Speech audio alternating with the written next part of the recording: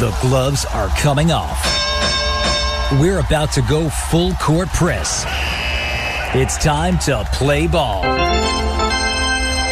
Listen in as we tackle everything in the world of sports right now.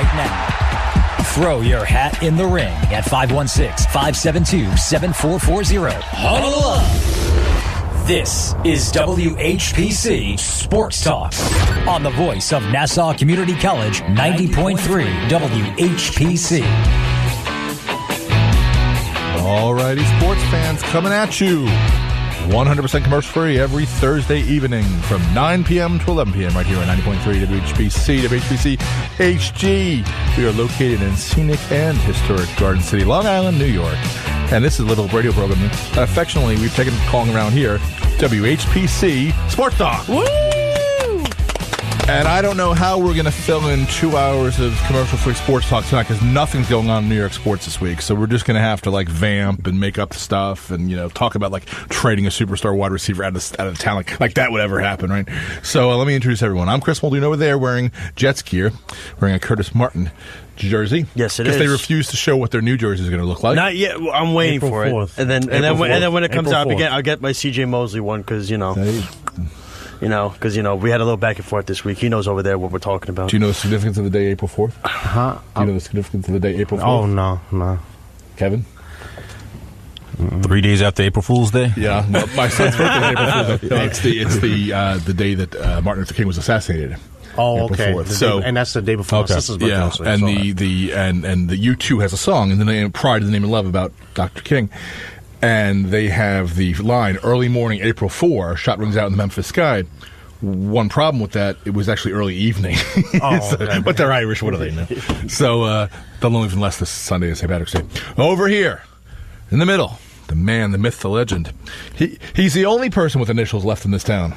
That's KBH. Kevin Boston Hill. I had to get rid of everybody else. Yeah, Kevin Boston Hill. He's we can fit him under the cap.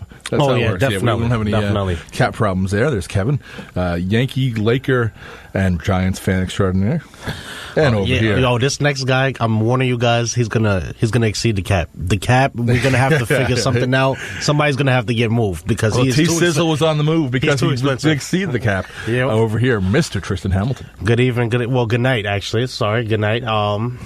We have a lot to talk about, right? We have a lot to talk about today. So, and Mark Tokatkovsky is on assignment. He'll be crossing over Hempstead Turnpike because he's at Nassau Coliseum right now. Is he going to walk again? No, he did. He is parking in the proper place. Yeah, I mean, he is properly parking in the proper place. And I told him, no, I always do that. I'm like, you didn't that night. Yeah, really. The one night he didn't do it, it was 20 degrees outside. Oops. Exactly, he didn't do it. So, this is WHPC Sports Talk. And, the New York football teams dominated the sports world, the national sports world, the other day when comings and goings. You've got, let's see, what happened first? The trade happened first, right? Odell Beckham You mean Jr. Osemele? And then the Le'Veon Bell signing happened. So all in the same almost like a thief in the night. Yeah, and of course, he had Josh decides to text us at 4:45 in the morning. Yeah, sorry. He had to release his mixtape, which, by the way, I was telling Kevin off the air, I'm not really a rap person, but I was listening to the mixtape, and I was like, oh, wow, this is pretty good. He's got he's good. Got a chance. This is New York. The Jets don't have an identity. Le'Veon Bell has a chance to be the guy, So and we'll get to him next. I think the compelling story, the more compelling story, is the Odell Beckham Jr. trade out of New York and into Cleveland. Why are you laughing over there? He's in Paris right now, from what I understand. Man. Why are you laughing over there? Hopefully he won't be photographed with models and white powder on bed somewhere. Oh. That's all. But it's Cleveland's problem now. It ain't ours. I don't think it's going to be a problem. I don't think so. It's my official take on the thing is that Browns is going to be. It's a win-win. Sometimes a trade doesn't always have to be someone gets the better of the other. I mean, it just. I didn't want them re-signing him last year, but I've never gotten Odell. But I'm not the demographic to get Odell Beckham Jr. It was the kids loved him right out of the chute. He's the most popular guy in football. The hair. He makes as a rookie, he makes a one-handed catch on national TV against the Cowboys, and kaboom! And in this viral age, way too fast for me, but boom, he's number one jersey, number one this, and that's what happened. It was just success very early on, and he's an LSU player, and those guys, they have a certain way about them. But we'll go to Kevin, who is a Giants fan. What is your take on the Odell Beckham Jr. trade? I'm not as fanatical as a lot of the people who I've heard on the talk shows calling in. So, it's the worst trade ever. How could you do that? But Odell is one of those polarizing players. So, like, you either love him or you hate him. But I'm kind of still right down the middle. When he was here, he was fine when he was on the field. Right. Because apparently he hasn't been on the field that much. That's important to note. 5 NFL seasons, 2 complete seasons. Everyone else he had an injury. Right. But if you're gonna do it, you got to throw in. He's also number one. I think number one in every category in a 5-year sprint out of every wide receiver that ever played. That's Jerry Rice. That's Randy Moss. That's Terrell Owens. That's touchdowns. That's receiving yards. That's receptions. But I'm not doubting his talent. Never a first team All-Pro with those numbers. Not doubting his talent at all. Mm-hmm. But there's just something else for a guy who hasn't been on the field that much. As they always say, the best ability is what? Is availability. Yeah. So if he hasn't been there, and then even in that big season when he did have that breakout year, what happened in the playoffs? Oh yeah, the whole bowl and everything. Dropsy, yeah. Right? So I mean, you have to. And if he wants to be the man, but if he wants to be the man, but I was saying he has to do it. Yeah. That was also the first ball thrown his way after the Miami boat trip, and sent. That was. But if he wants to be the man and wherever he is, then he has to come in and play like it. Also the character is kind of a little. My biggest problem with this whole thing though is the Giants just waited too long to pull the trigger. Because I think had they done it earlier, they would have gotten so much more for him. Yeah. As opposed to, because right now this is almost like they let him go for almost nothing. No, but in my opinion, the only opportunity that they had to do it earlier was right before they re-signed him. Right. But you got to remember, he was also coming off that bad injury. Yeah. So I don't think you would have probably got even more. There were reports that came out there were 2 first rounders. They weren't going to get more now anyway because we see what Antonio Brown yielded. Right. But I think that was. Yeah, but also different. Beckham is a lot. They needed Antonio Brown out of there. But he's going to be the same thing as Antonio Brown next year because all the guaranteed money is up front. done. Did you hear Antonio? Antonio Brown went on the shop. Stop. He went on the shop and he was letting him. He's calling him Mr. Gruden. How long that going to last? Kevin said a month.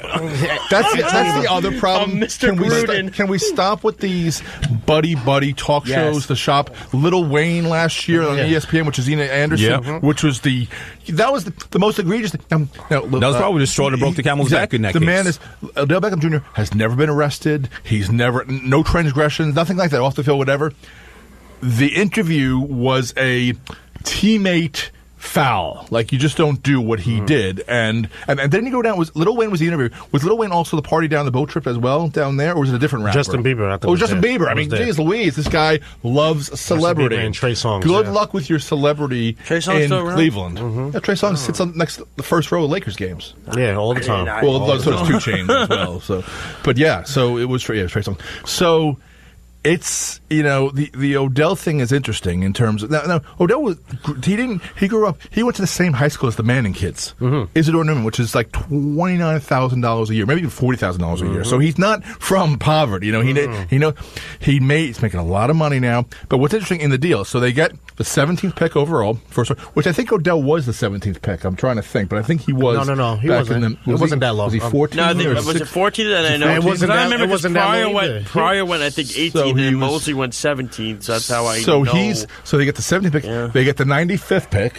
That's why they get Jabril Peppers, who's important because, number one, he's a safety. He's a very good player. And they just missed out on, they just got Landon Collins for nothing, gave him away for nothing. Well, I was just like, okay. But he's a safety. I don't know what Washington was thinking. He's a Michigan guy. He's a returner. Yes. And he's from East Orange, New Jersey. There's a lot of stuff I like about Jabril Peppers. I mean, the guy is, and he was a first-round pick as well. Yes.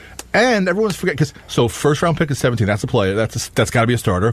95th pick has to be a starter. We know Jabril Peppers is a starter, and we forgot it's really a fourth guy because while they're getting a $16 million of dead money on the cap this year, they also got $5 extra million from the 21 they would have had to pay him. So they got $5 million to pay somebody, which is a player, which is based on what guys just went for. If you saw what Ingram got from the Ravens, he got 3 for 15. That's $5 million a year, right? Someone else today, another running back, Tevin Coleman got 2 for 10. It was 2 for 10. $5 million. But guaranteed it was only 8. The $2 extra million is an extra bonus. And the guarantee thing is what I want to get to when we get to Le'Veon Bell, because the guarantee matters now, because still in football is a sport where guarantee doesn't mean guarantee. They're all saying, how much guarantee? There are 3, they call it CIP, C-I-P. There are 3 things that can be guaranteed. They're not always guaranteed. Only Le'Veon Bell got them all 3 guaranteed.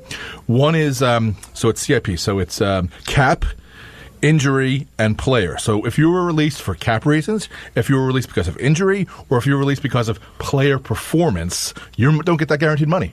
So it's not even worth the paper it's printed on. And the Le'Veon Bell thing to me is, so they're pointing out the money he could have made and missed out on last year. He also didn't get tackled 400 times as he would have by touching the ball 4 times. 400. Someone has to show the NFL that this franchise tag thing is ridiculous. It was invented for John Elway, a quarterback in the 90s, so you would keep your quarters. Now they're just extending to everybody out there. Has DeMarcus Lawrence gotten his new contract yet since he did the franchise? No. And there's a number of Clay Matthews is still available. Who else is available? Ronald Darby. Yeah, there's Clay Matthews is available. Yeah, Clay Matthews is available. And here's another. Give me 1 second. Here's another funny thing. No, you don't want him. No, I do. But here's another finished. funny. No, he's finished. Yeah, we think If he was forced to play middle linebacker, he is definitely not finished. He's definitely finished. No, he's definitely not. The thing about I asked my dad because he watches every Packer game. He completely said Clay Matthews is plenty in the tank. You'll see. He has plenty of time. Clay Matthews was forced to move to middle linebacker because of the lack of talent on the defense. All right, we just started. No. Clay Matthews is nowhere near finished. Just because he had to move his he's going to make serious money. He just had to go to the Rams. Well, that's where he's going to go. He's going to go to the Rams. I was going to say. No, he's not going to go to the Rams. He's going to He's from L.A. That's the thing. He's a California kid. He lives in Los Angeles. He's signed Fowler. He's not going to Green Bay. He's going to be a guy. He could come here. He can go to the Chargers as well. He's a guy who's going to go. Just as we see, Odell is going to be missing out on the New York scene because he's the guy who's got to go somewhere big. He wants to get away from Green Bay. He's going to go somewhere big, and you see what he's wearing? L.A. makes sense. Yeah, no, he's going to go to New York. He should go. No, he should. I think he should. What was I doing? He's really a California kid. Not only is he a California kid, he's the son of an NFL Hall of Famer. Yeah, so it's he doesn't. He's not. Rich kids from California, they pay to get them to colleges. That's how it works. Well, that's true. Yeah, that's how it works. The Jets. They need. I understand that we might get one in the draft, and that's fine. Anything in the draft is a project, but we need to get a Patriot. I think in free agency, I think it's crucial to get one. So, I guess we'll say if Clay Matthews is there, we have so much money left. Le'Veon Bell did not ask for too much. Well, he did not sign for too much. I should say. He really didn't. Well, the Jets have a lot of money. Come on, Clay. No, and the Jets, the only team that bid on him. It was the Jets. Oh, it was Jets. No one else made an offer. Yeah. And that's why I give the Jets respect. So the Jets actually showed some restraint. Yeah, they didn't overpay.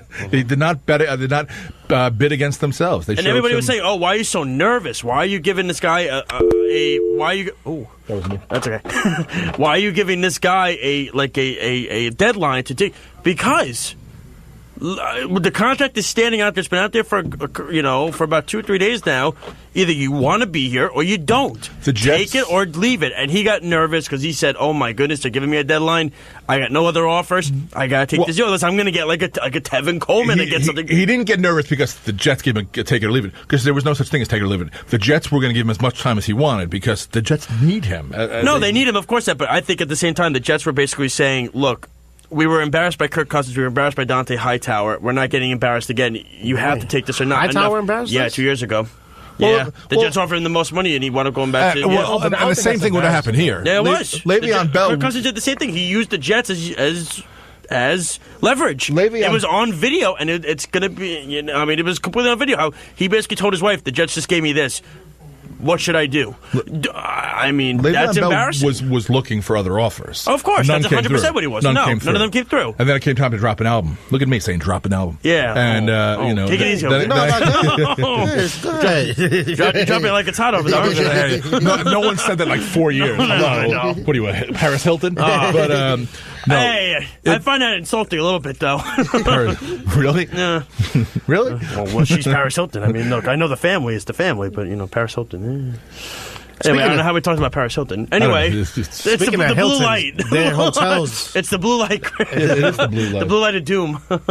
Blue light. But the Odell Beckham thing, just to get back to Jarvis Landry was his guy. friends. No, wait, hold on. Oh, best friends. Shout out to my guys, my LSU Tigers. Didn't you hear what Chris said about LSU guys before? They're interesting breeds. They were former literally. teammates. They're a culture. They're It's best friends. As is It's Michigan, what is as it? is Notre Listen. Dame. That's why now It's they a cult, you there's said, a right? grown-up going to replace him in It's a Golden cult. Tate. In It's a college, cult. people was calling me crazy. I said, this is the cult. best wide receiving core. Listen, Yeah. it's all about the Tigers, guys. Well, it's about the Jarvis Tigers. Landry was the alpha male, and he was the beta male at LSU. Oh, no, he was the number one. Yeah. Odell, all right, yeah, Jarvis was the go-to guy. And that's how I see it in Cleveland, too. I think he's the third down, he's going to be the go-to But guy. the most Odell important was guy the is big the coach. Odell.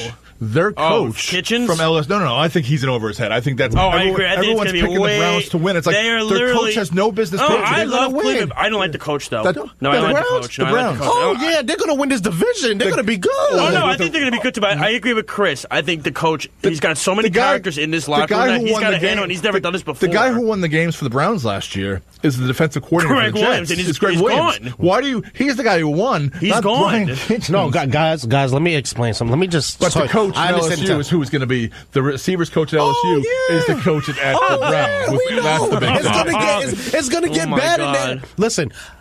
Is that a Cleveland Browns jersey you're wearing over there? Jersey? Is that Oh, no. This is my LSU tie. But listen, you guys know I don't like to toot my own horn. But Yeah, really. But guys, listen, the Browns are the best team in the AFC North, and I think it's without question. The team that went 7-8-1 last year. Yeah, 7-8-1, and you remember they started Baker way too late. Something could have been happened, but let's put it like this: Lamar Jackson, I don't feel like this is the year. If he does make an improvement with his arm, I don't feel like this is the year yet. I think that's what's going to slow them down. Also, if you want to go defensively, no Ingram, and that's good. And but the Ravens also defensively- got other guys too. Ravens got Earl Thomas. Yeah. But this is what happened. If you look at what the Ravens did, what I noticed, do you realize the Ravens, Earl Thomas is a great replacement for Eric Weddle. Let's say that, because I think he's probably, when healthy, the best safety in the NFL. But the Ravens lost the best player on every level of their defense. They lost T. Sizzle, no pun intended. But he's 36. Yeah, but he was still producing. And where's he gonna And go? that's bad that he's still the best player on For their a defensive one-year line. deal. That's where I told my dad the other day, Arizona's where the older players, they go to die. It's a Emmett Smith, retirement home. Carson The Palmer, defensive retirement, Terrell right? Suggs, they The go Jets- there. The Jets said, hey, C.J. Mosley. Then we took their Pro Bowl, 4-time Pro Bowl in 5 seasons. Complimenting him. No, over C.J. Darren Mosley. Lee. Oh, listen, we're gonna get to that. C.J. Mosley, You'd rather and have then Darren now, Lee. no, I didn't rap. Don't put words in my mouth, Josh. Don't put words in my mouth. So I can read the text. I think that we can read it. Go back, but I think that the Browns are the best team. Their starting offense, when all the suspensions, let's put it like all the suspensions are done, you're gonna have Landry on one side, Beckham, and we all know how great that's gonna be. He's gonna say Kareem Hunt. They still have a good tight end and no go to. Yeah. I love the He's joke. great. Our joke is He's going to be fantastic. very And then Duke Johnson is going to get released, but their two running backs is still Nick Chubb and Kareem Hunt. Hopefully, he's not This suspended the whole team- year. That's the only thing. Yeah, I love them saying Kareem. I don't know when Kareem Hunt's going to be I think it's going to be maybe a Yeah, I don't 6-game know. suspension. I don't see No, how I they think can- it's going to be more. I don't see That how could be they the can whole play. year. No, I don't think he's going to get a year suspension. It won't be. It won't be a year. It's just that they've caught him in a number of lies. I just want to say, That's you the want to know thing. what? But Tristan and I do. there's two Tristan and I videos. do like the same teams, but it's just funny how we always just argue. See, my Does thing he was, have like, it was on the NFL Network today. They put that out on that Good Morning Football show. Go Browns. They put it out there. You know, Oh my what are the God. odds? What happened to of Go Saints? Who's going to win the AFC North? Yeah, it's the Browns. And Nate Burleson said 100% Browns. Yeah, 100%. Peter Schrager said The Browns were 7-8-1 last year. Pittsburgh. We said it's either, based on the last decade. It's either Pittsburgh or Baltimore. Because you think something's going to go wrong. That's in what Cleveland. camp I'm in. I'm in that camp. Because you think something's going to go wrong in Cleveland. Now, if we're going to throw in maybe an injury, but we're addressing this has no injury. It's not injury. It's the characters all in one locker room. Just in a business decision. If I had to invest in a stock, or if I had to put my house's mortgage on the line, I'd have to take Baltimore or Pittsburgh. I'd have to. But guess what, guys? Guess what? You see, me and Chris been together for years now. So, God forbid, when he loses that, you can come live with me. No problem. That's all right. Hey, come to Queens. I paid free for all these years. I'm going to go now. It's like what my parents said to me.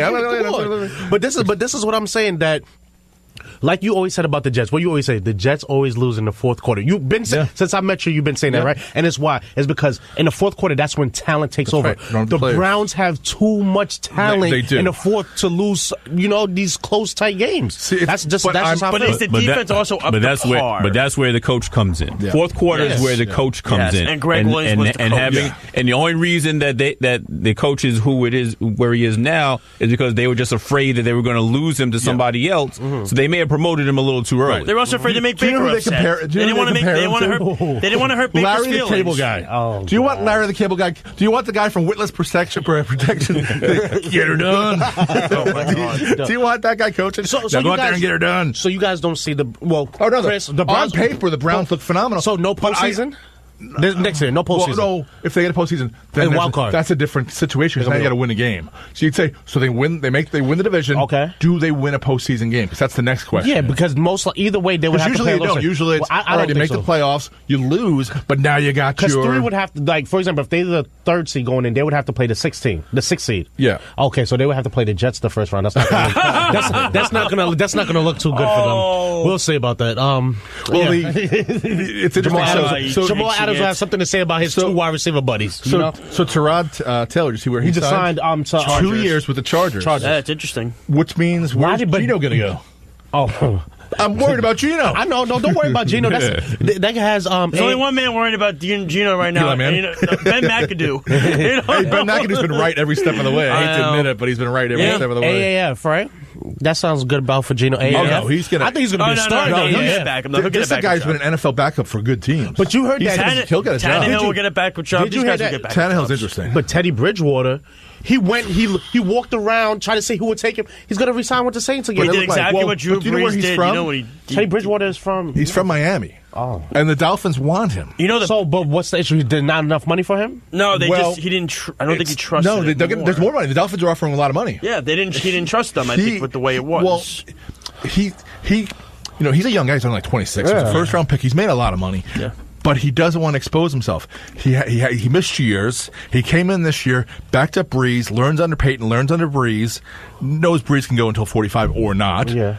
But the problem with that is he's like, geez, if I got exposed in remember they put him in that game, that final game of the season, and they were terrible. Yeah. He was terrible. Yeah. He's like, if I get exposed again with the Dolphins, maybe not my fault because the Dolphins just stink. Yeah, but my career's over. I'm done. Mm-hmm. Yeah, exactly. I'm Geno Smith. And what is up with the Giants signing another slot receiver? Yeah, they got Golden Tate. Another slot receiver? That's smart. Golden Tate's It's good to have. Golden Tate's a catch guy. No, he's a good player. No, I like Golden Tate, and then I wouldn't have had a problem if the Jets had signed him. But another slot player, all they have is slot players.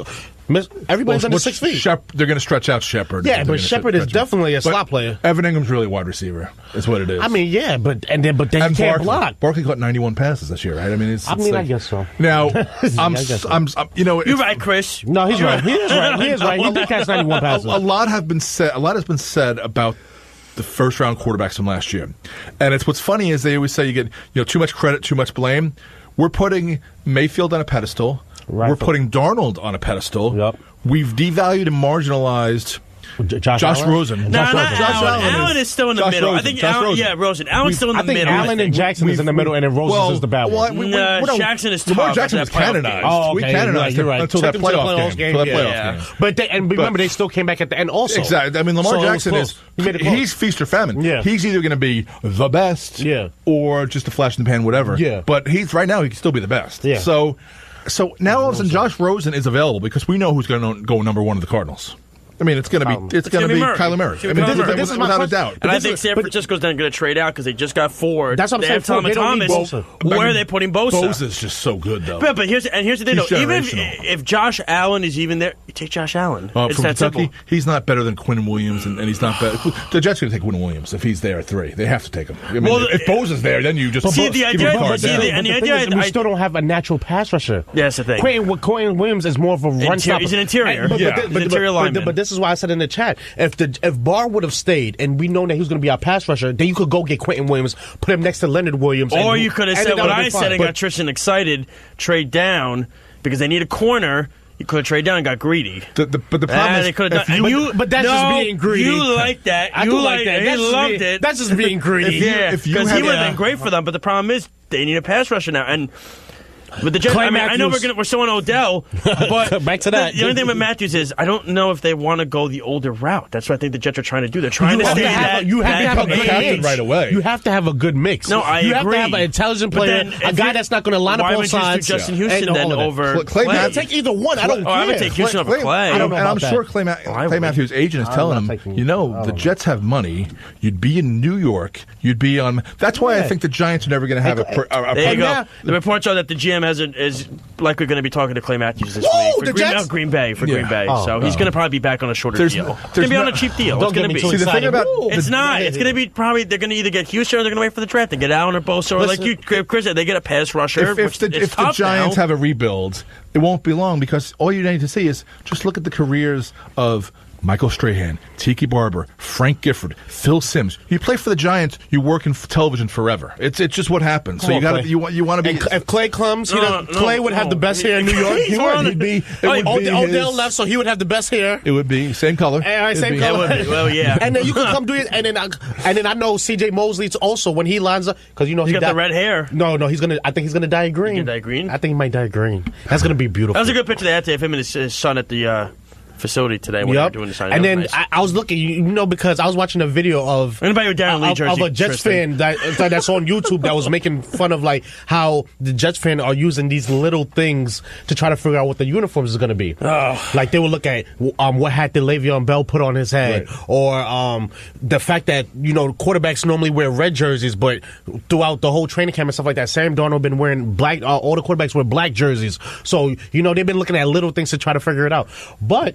With that being said, I'm excited about the new jerseys, and we should get Clay Matthews. Well, they're gonna unveil the jerseys with Le'Veon Bell wearing them, and probably Curtis Martin wearing one, whatever. I think Clay Matthews will be a nice way to unveil it as well. No, I think it's going to be three. I think it's going to be 3 players wearing the jerseys. I think it's going to be Bell, Joe Namath.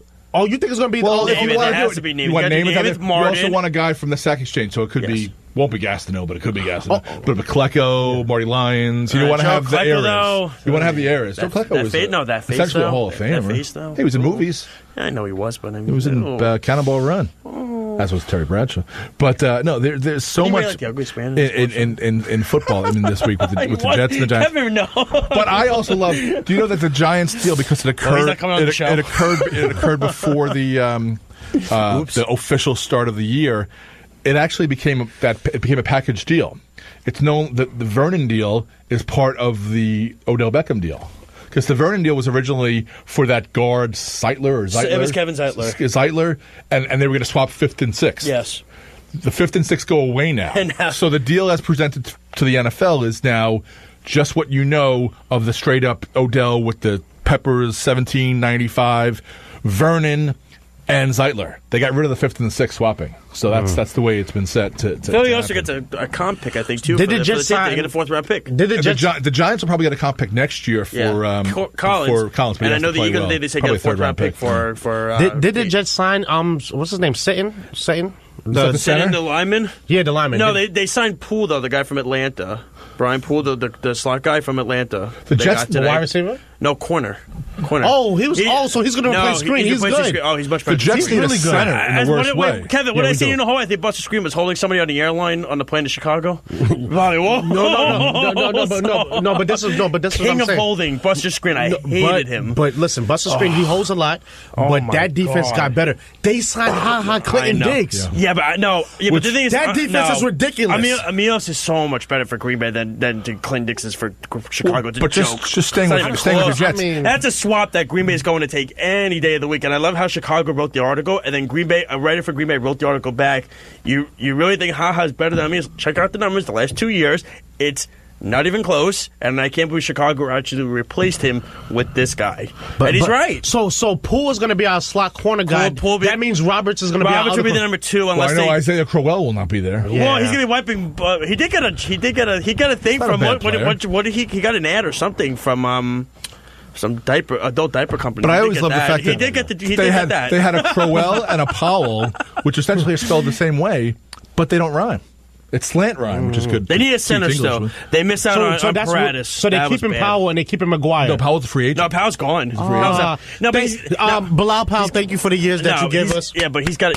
I would love Bilal Powell back, but he's got a neck. The Dolphins released their 32-year-old center, so Gase knows him. He's available. You have Sullivan's too. Available, but he's older, but he's available. Was so or you can good, draft though. a center. No, I agree. Now, do you put a rookie center in front of Darnold? The only thing is, though, because I know the reports are that in the third round they want the kid from NC State. I forget who the center is that they're looking at. I can't remember who it was, but like you said, I wouldn't put a rookie. It was just they had a guy that was an all-pro. Now, and he only got so much from Carolina. And the thing that bothered me was, how come Minnesota can step in for Barr? Why can't the Jets do that back to Carolina and say, hey, all right, so the Bell stuff is done. We still have all this cap because Barr didn't sign. Do you want this? I was waiting for the Jets to stop it. Just think of like trajectories of do it back to you like they do to you. So Minnesota had Teddy Bridgewater. Yes. He gets hurt. Yes. They have Case Keenum. He leaves. And they get Kirk Cousins, right? Oh, yeah, you forgot Sam Bradford. And I forget Sam Bradford, who's still a free agent as well. Robber of money, Chris. Wherever he goes. You've got Arizona. Arizona had, Tristan icing on eye. Think about all the players that they brought in Glennon for crazy money. Wow. They traded down to get Rosen. There's some other quarterback I'm forgetting too that they had maybe it was Sam Bradford, but in terms it might of have been Sam Bradford again. He might have just done a War circle. Are you forgetting Carson Palmer? And now they're going to go for They're going to go for Kyler Murray. So they've spent a lot of money at quarterback. That's all Kingsbury that I think. The thing that I'm tired of reading and seeing is when they blame the Giants for passing on taking Darnold, and it just marginalizes Saquon Barkley for me because the guy is a generational talent and he's going to be a Hall of Famer. And they're like, well, he's going to become Barry Sanders because they're going to be bad for all these years. They're not marginalizing, in my opinion, Saquon Barkley. He's a special talent. No, I agree. I think the only concern that people have, I think, with Barkley, and like you said, he is a generational talent. I agree with Chris on that 100%. The only thing that I think is concerning Giant fans, that doesn't concern me either. The only concern that Giant fans, I think, would have is what if? Because now I'll say, I don't know what the Giants are doing. Are they rebuilding? Are they retooling? Who knows what they're doing? I don't. You can't. They just got Golden Tate. I don't know about that. I mean, you have to. They're rebuilding as much as they can within the confines of a and the thing is, are you going to waste early valuable years with Saquon as a running back? Right. That's a concern, and it's rightfully so.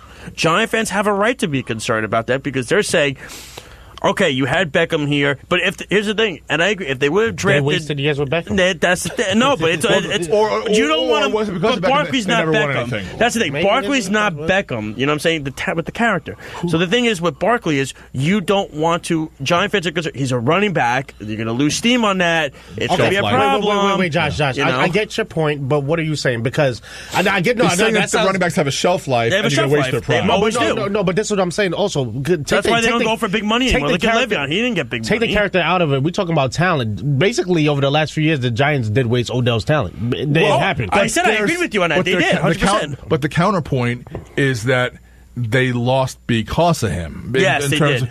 Because if you look at the guy that you want to put in the Hall of Fame who won the Super Bowl this year as a wide receiver, Mr. Edelman. Oh, definitely. When the Giants won their Super Bowls, who were their wide receivers?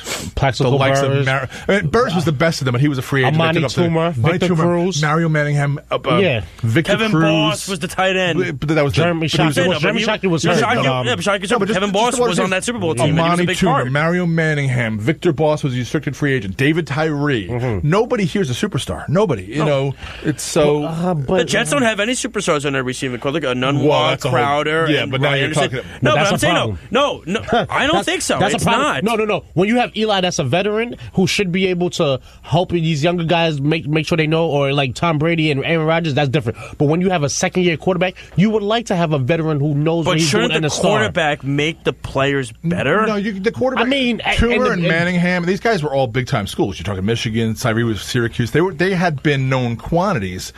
These other, who the Jets wide receivers are just bodies right now. Except, even Robbie Anderson was a body. But I think they're a good core. They're a good young core. I have no problem with the core that they. I agree. They should have a number one. Yeah, we don't have a one. And that's they don't the have, issue. And that's the thing. Maybe they trade. Maybe AJ Green becomes available. You look at that because you and this AJ Green. Well, who else are they going to get, Tristan? I don't want AJ Green. Who else are they going to get? Who else are you going to have? I don't like AJ. I love AJ Green. Who else are they going to get? Antonio Brown counterpoint. He's now 31 or something like that. Yes. They're paying for previous years. No, but who does Tristan want? As a number one, then who do you want? I don't know. You can't get Mike Evans anymore. Bruce Arians is there, so that's gone. You're not getting Julio. You're not getting Hopkins. OBJ's out. You were never going to get Antonio Brown, thank God, because who knows what would have happened to him screaming in Sam Darnold's face. He'll be coming over to Darnold's house, hugging the puppy and AJ Darnold. Green misses about 2 or 3 games every year. I don't want that. Yeah, but that's the thing. You add the depth that they have at the receiver court with AJ so that we Green. just keep our guy and save our money.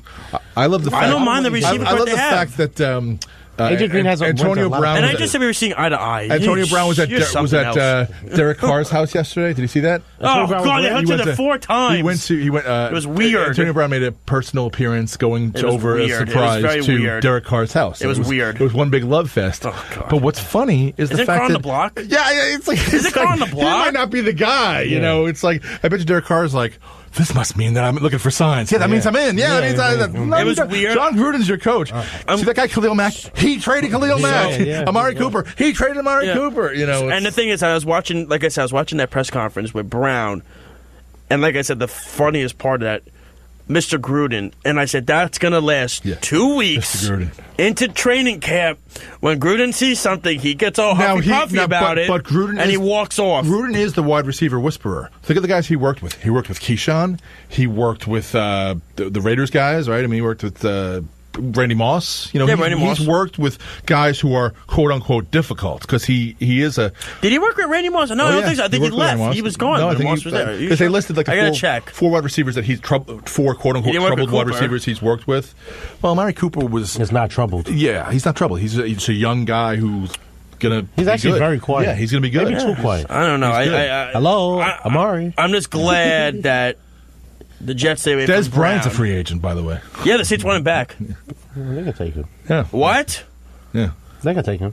Oh, the Jets? No, the Saints. Oh, the Saints will take him. They need a red zone guy. Jordy Nelson was released today by the Raiders. That was interesting. He did terrible. I know he did, and I think he'll go back to Green Bay and have a love fest with Aaron Rodgers again. Or he could come to New York.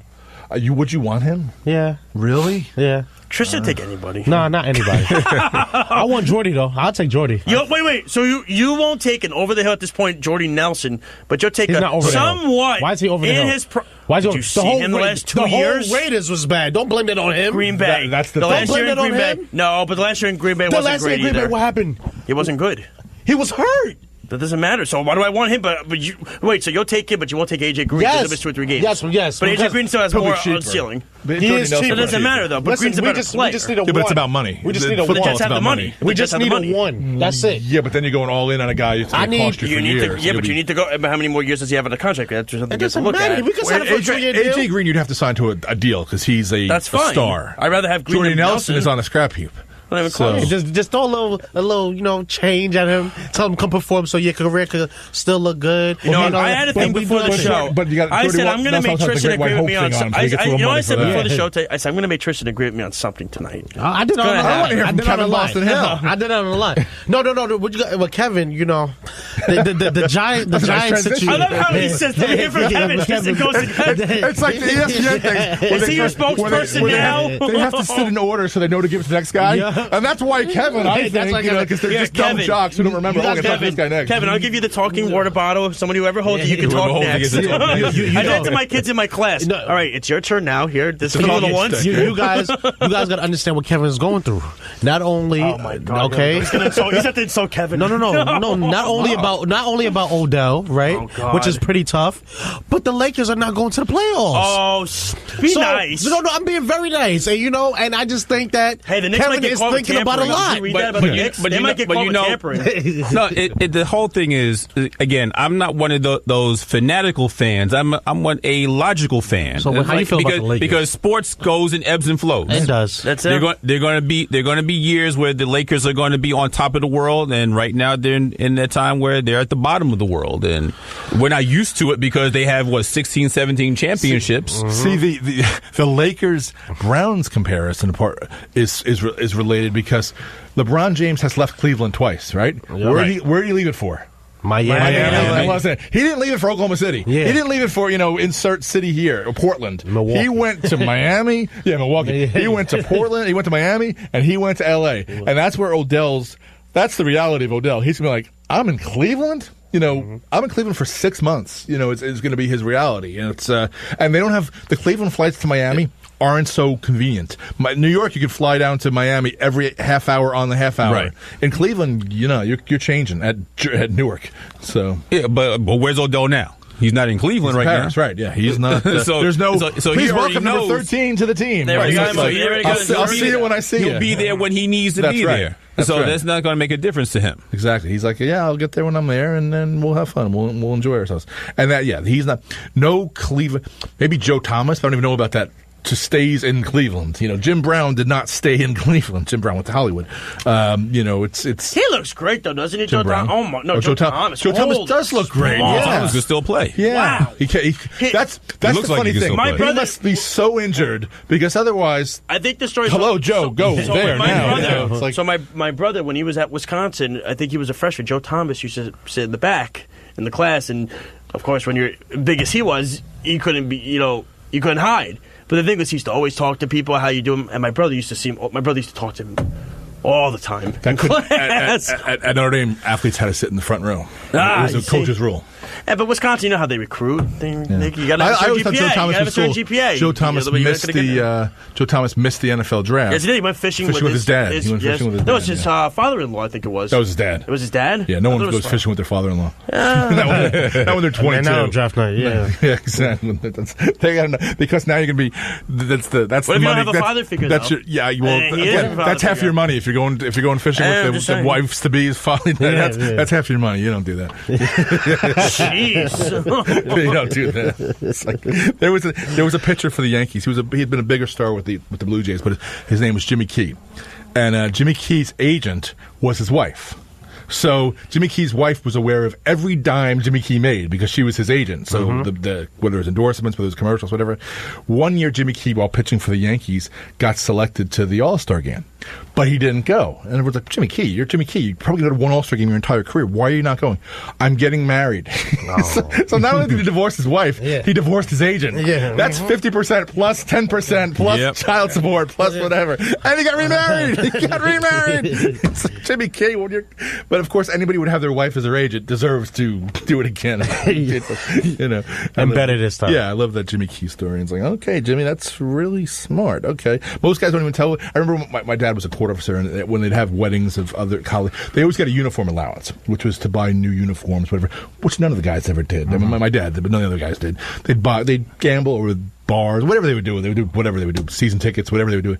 So at weddings, somebody would bring up one, like a wife who's had like an honest husband, like, oh, we're going to use like Billy's uniform allowance for that. And the other was like, what's a uniform allowance? The husbands were never telling them what a uniform allowance was. I remember my dad telling me that story. 516-572-7440. 516-572-7440. That's the number. You're listening to WHPC Sports Talk. We're here every Thursday evening, 9 p.m. to 11 p.m. We do podcasts. So if you go to twitter.com/Sports Talk 903, you will see the last three shows, starting with the Stanton show is up on Spreaker, is where the site is for podcasts. So go to twitter.com/Sports Talk 903. Over there you got Josh Silverberg in his green and white Hall of Fame. Curtis Martin, who lives about 2 miles from where we sit right now. Le'Veon Bell's hero growing up. Right over there. You got KBH, Kevin Boston Hill, the man, the myth, the legend, who you can hear Thursday afternoons at 3:30 p.m. with the NCC Forum. Do we know what next week's show is going to be about? Not at the moment. Do you know what today's show is about? Because actually we've been running a lot of reruns. So you're recording so far in advance. Yeah. So but that's a worth listen. It's 3:30 every Thursday afternoon, right, a little before us, 5 hours before us. You should listen with Kevin Boston Hill, NCC Forum. That's a lot of initials, KBH and NCC. Over there, you got TJPH. the guy I like. Jermaine, the guy leaving Neverland. Over there, you got. I like to call him the sports bigamist because I can't keep track of all the teams that he roots for. Oh no! Don't say that, guys. You guys know my. I found out Syracuse today. Oh no, you didn't know Syracuse is my favorite basketball team? No, I didn't think you were allowed to do that. We used to have a guy on the show called his real name was Stefano Vetrano, but it made better sense to rhyme it and call him Stefano Vetrano. It was really I don't know why his parents made him Stefano. His last name is Vetrano. It should have been Stefano Vetrano. No, so we just called him Stefano. So he was a Wake Forest basketball fan, Notre Dame football guy. Yeah. So it was always, I'm like, who are we rooting for today? Yeah. So that was no. So it's Syracuse basketball, LSU football, okay. Jets, Knicks, Mets, Rangers. And then that's it. And Saints, Browns. New York Liberty. You should be rooting for the NCC Lions and the Queens College Knights. NCC Lions and the Knights. I mean, the Knights, right? Yeah, it's the Knights. Yeah, but it should be the Knights. Yeah, they are. That was I remember. I was a St. John's fan until the very day I stepped on campus of not St. John's. Like I said, I watched that NFC Championship game with Tristan. The man looked like a Saints fan. Yeah. Oh, he looked like a Saint. I don't like when people get cheated. He sat there with a pout face. Okay, maybe he might might lose anyway. He might have been speaking French, but every time I heard him refer to the Saints, I heard him say "we." Yeah, maybe because the French Quarter. And I said, "Who's we?" He was saying, "Yes." Sat there with a pout face. It doesn't matter. Who cares? Chiefs are going to lose anyway. It doesn't matter. The Patriots will win the whole thing. Are you guys happy about that Super Bowl? Were you guys happy? Oh God, we're going back to that again, man. Come on. Okay. Come on. They brought it up. We're going into they brought it up with me being NFL a season now. You're opening up old wounds, man. Come on, let him heal, Tristan. Let him heal. So somebody got a Band-Aid. There's this whole mirage. Actually, I think I have it in my back pocket. There's this orgy of free agent activity and everything. And where is Bill Belichick? Actually, do have one, Tristan. You want one? See where he is? Bill Belichick. You see where he is? No, Isn't he on the beach He's somewhere? on a beach. He's chilling. Yeah. Signing old jet players. He's on a beach. He's probably going to sign Crowell. He's going to win the Super Bowl, and he's on a beach. Yeah. Because he goes after players when he needs them. He's not going to jump in the fray with everybody. From the beach. It doesn't matter. He's a salesman. They re-signed Devin McCourty yesterday. They signed two. I think they just signed two guys from the old Jets. From the Jets defense, that I know. I forget who it was, but they were just. They'll be all pros. He'll wait till everybody dies and all the noise dies down, and then he'll swoop in and pick up somebody who you were not expecting, and they'll turn into all pros with him. That's the funniest thing. So for all of this crazy frenetic activity, got to sign this guy, got to put an offer here, whatever. He's Bill Belichick. He's got Tom Brady. He's drinking Mai Tais. He's got Tom Brady, but he's also the guy who shops for the groceries. He's the guy who's essentially the general manager of that team. Danny Woodhead. Because he looks at, okay, this is the system that I'm running. Yep. What athletes out there can fit my system? And that's the way he looks at it. He looks at them as athletes. He doesn't necessarily look at them as star player. He's like, what tools does this person have, and are they going to be able to fit my system? He loses he loses Nate Solder last year. Right? And now he loses Trent Brown now. But that's the thing. He goes and trades for Trent Brown. Which was crazy. Trent Brown has the number one year of any lineman, and then gets rid of Trent Brown. Yeah. It's amazing. Like I say, Gettleman now has 12 picks. What is it called? A revolving door? Gettleman cannot use 12 picks. He's got to trade up to go somewhere. Yeah, you can't use 12 picks. Move him for next year, whatever. Because the quarterback he wants is next year. I think Hubert. I think he wants Hubert. However, he's at 6-17. At 6. Haskins is too perfect for them. He would fit the team. Do they want him? Jersey kid. I mean, they want him. But I feel like they want him at first, but now they're kind of soured off of him. They want him, but they're coddling Eli Manning, and Eli Manning will not be a mentor to Haskins. At some point, you got to say, I don't care, Eli. But the thing is, like, if they get rid of Eli this week, they'll save themselves something like $5 million. It would be tomorrow. It's 22 or 16 to $22 million. They'll save the cap. I want to ask you: do you think they're making Eli out to be the villain in this whole thing? Because but he won't be a mentor. Mannings aren't mentors. I mean, that's the thing. Yeah. But a guy who should be there at 17 is Daniel Jones from Duke, and that's the one guy that Manning will mentor. You don't think because Metcalf? You don't think they'll look at him? He is a disciple of that guy Cutcliffe, whoever the quarterback guru that coached Peyton at Tennessee. Oh yes. Then Eli at Mississippi, and then that's every year he's went to Duke. So you don't think they'll look at Metcalf at all? Metcalf's a wide receiver, so it doesn't. That's not a rival. Not a rival for Eli. But why would you? So that's an interesting thing. In baseball, they call that a challenge trade. When you trade the same position for the other position. So if you're going to trade Odell Beckham, the Jets did right? it, and then you're going to pick Metcalf or whomever with that pick. And that's dangerous territory. Well, that's a lot of expectations you're putting on a young guy. And that was the problem. The Jets did the same thing when they traded Revis and then they drafted D. Milner and they all portrayed Milner to be the guy and it was a disaster. It did not work. You can't do that to when Metcalf. They draft Metcalf. They're saying, "Oh, great, we have our next Odell." That's not fair because the guy hasn't even taken a snap yet. And then it becomes, well, why don't you just keep the guy you had? In terms of you had a great wide receiver. Why don't you keep him instead of having going for Metcalf? No, they'll get. So now they have 17. They got 95. 17 could be Daniel Jones. It could be a quarterback. Could not be a quarterback. If I have 6 and 17, I wouldn't feel beholden to take a quarterback because they also have 38 or whatever at the top of the second round. So there could be a quarterback there as well if they want. Finley will be there and there's a lot of quarterbacks. I mean, it's just a matter of like you said, they want next Hubert. Year you got Tua. Yeah, they want. You Hubert. got Hurts, Tua, Hurts, Hubert next year. You think Hurts is going to be a player? There's enough. I think Hurts is going to have a great year this year. And they got the kid. They got Fromm. They got Fromm. Fromm will be out there next year too. Fromm will be out there, and the other kid that just transferred too from Jacob Georgia. Eason will be there too. Yeah. And then you got Lawrence. Vegas just released their odds for the Heisman Trophy this year. Who do you think they have number one? Lawrence. No, Hurts. No. Oh, Tua. Oh, that's Tua again? Who do you think they have two? Over Lawrence? Hurts. They have Hurts too. Really? Yeah. Both over Lawrence? Because Lawrence is a team guy because they still have that. Was it Eddie Ain, the running back? He's got the French last name. He's a great running back. So they don't. And that wide receiver. They still got that good wide receiver. That's a guy. Let me tell you, I don't know when he's coming. I think it's another year or two. But if he comes, let me just say, the Jets have another bad year. That's a guy. If I'm the Jets, we won't be bad at that time. Yeah, that's a bad. Think positive, Josh. I can't believe I'm saying that to you. But now, if you're the Giants, of course not. But it's the Jets. You got to remember that. You're the Giants. I don't want to remember that. You're the Giants. You're picking at 6, right? And by the way, Mark Tarkowski in his Islanders sweater. Straight from the game. Did you walk? I walked again. No, you said he parked there. He told me he parked there. I parked right here at the station. I see it here. On the way texting today, you said you were going to park there. But you didn't. No. I parked at the station and walk. Park over there. No. Just park on the main line. I don't want to be with everything behind the scenes that's going on. I don't want to risk anything else. But you have the right to be on this campus at this time. You can park your car over there and say you're there. But you know my situation right now. What's going on with? Gotcha. I don't want to get into it, but I don't want to risk anything. He's trying to get his daughter into USC. I understand. I am a good rower. I can row. I love your Hallmark specials. So I'll look at Kevin Boston Hill when I say this because he's had more of what was that guy's the Ohio State guy's name? 2 minutes with Chad. It was Chad. What was his name? Zach. Chris. Chris. So Zach. No. You're Dave Gettleman, right? You're picking 6. Okay. Haskins sort of fits the profile of what you need. You want a pocket passer from New Jersey, great body, all that kind of stuff.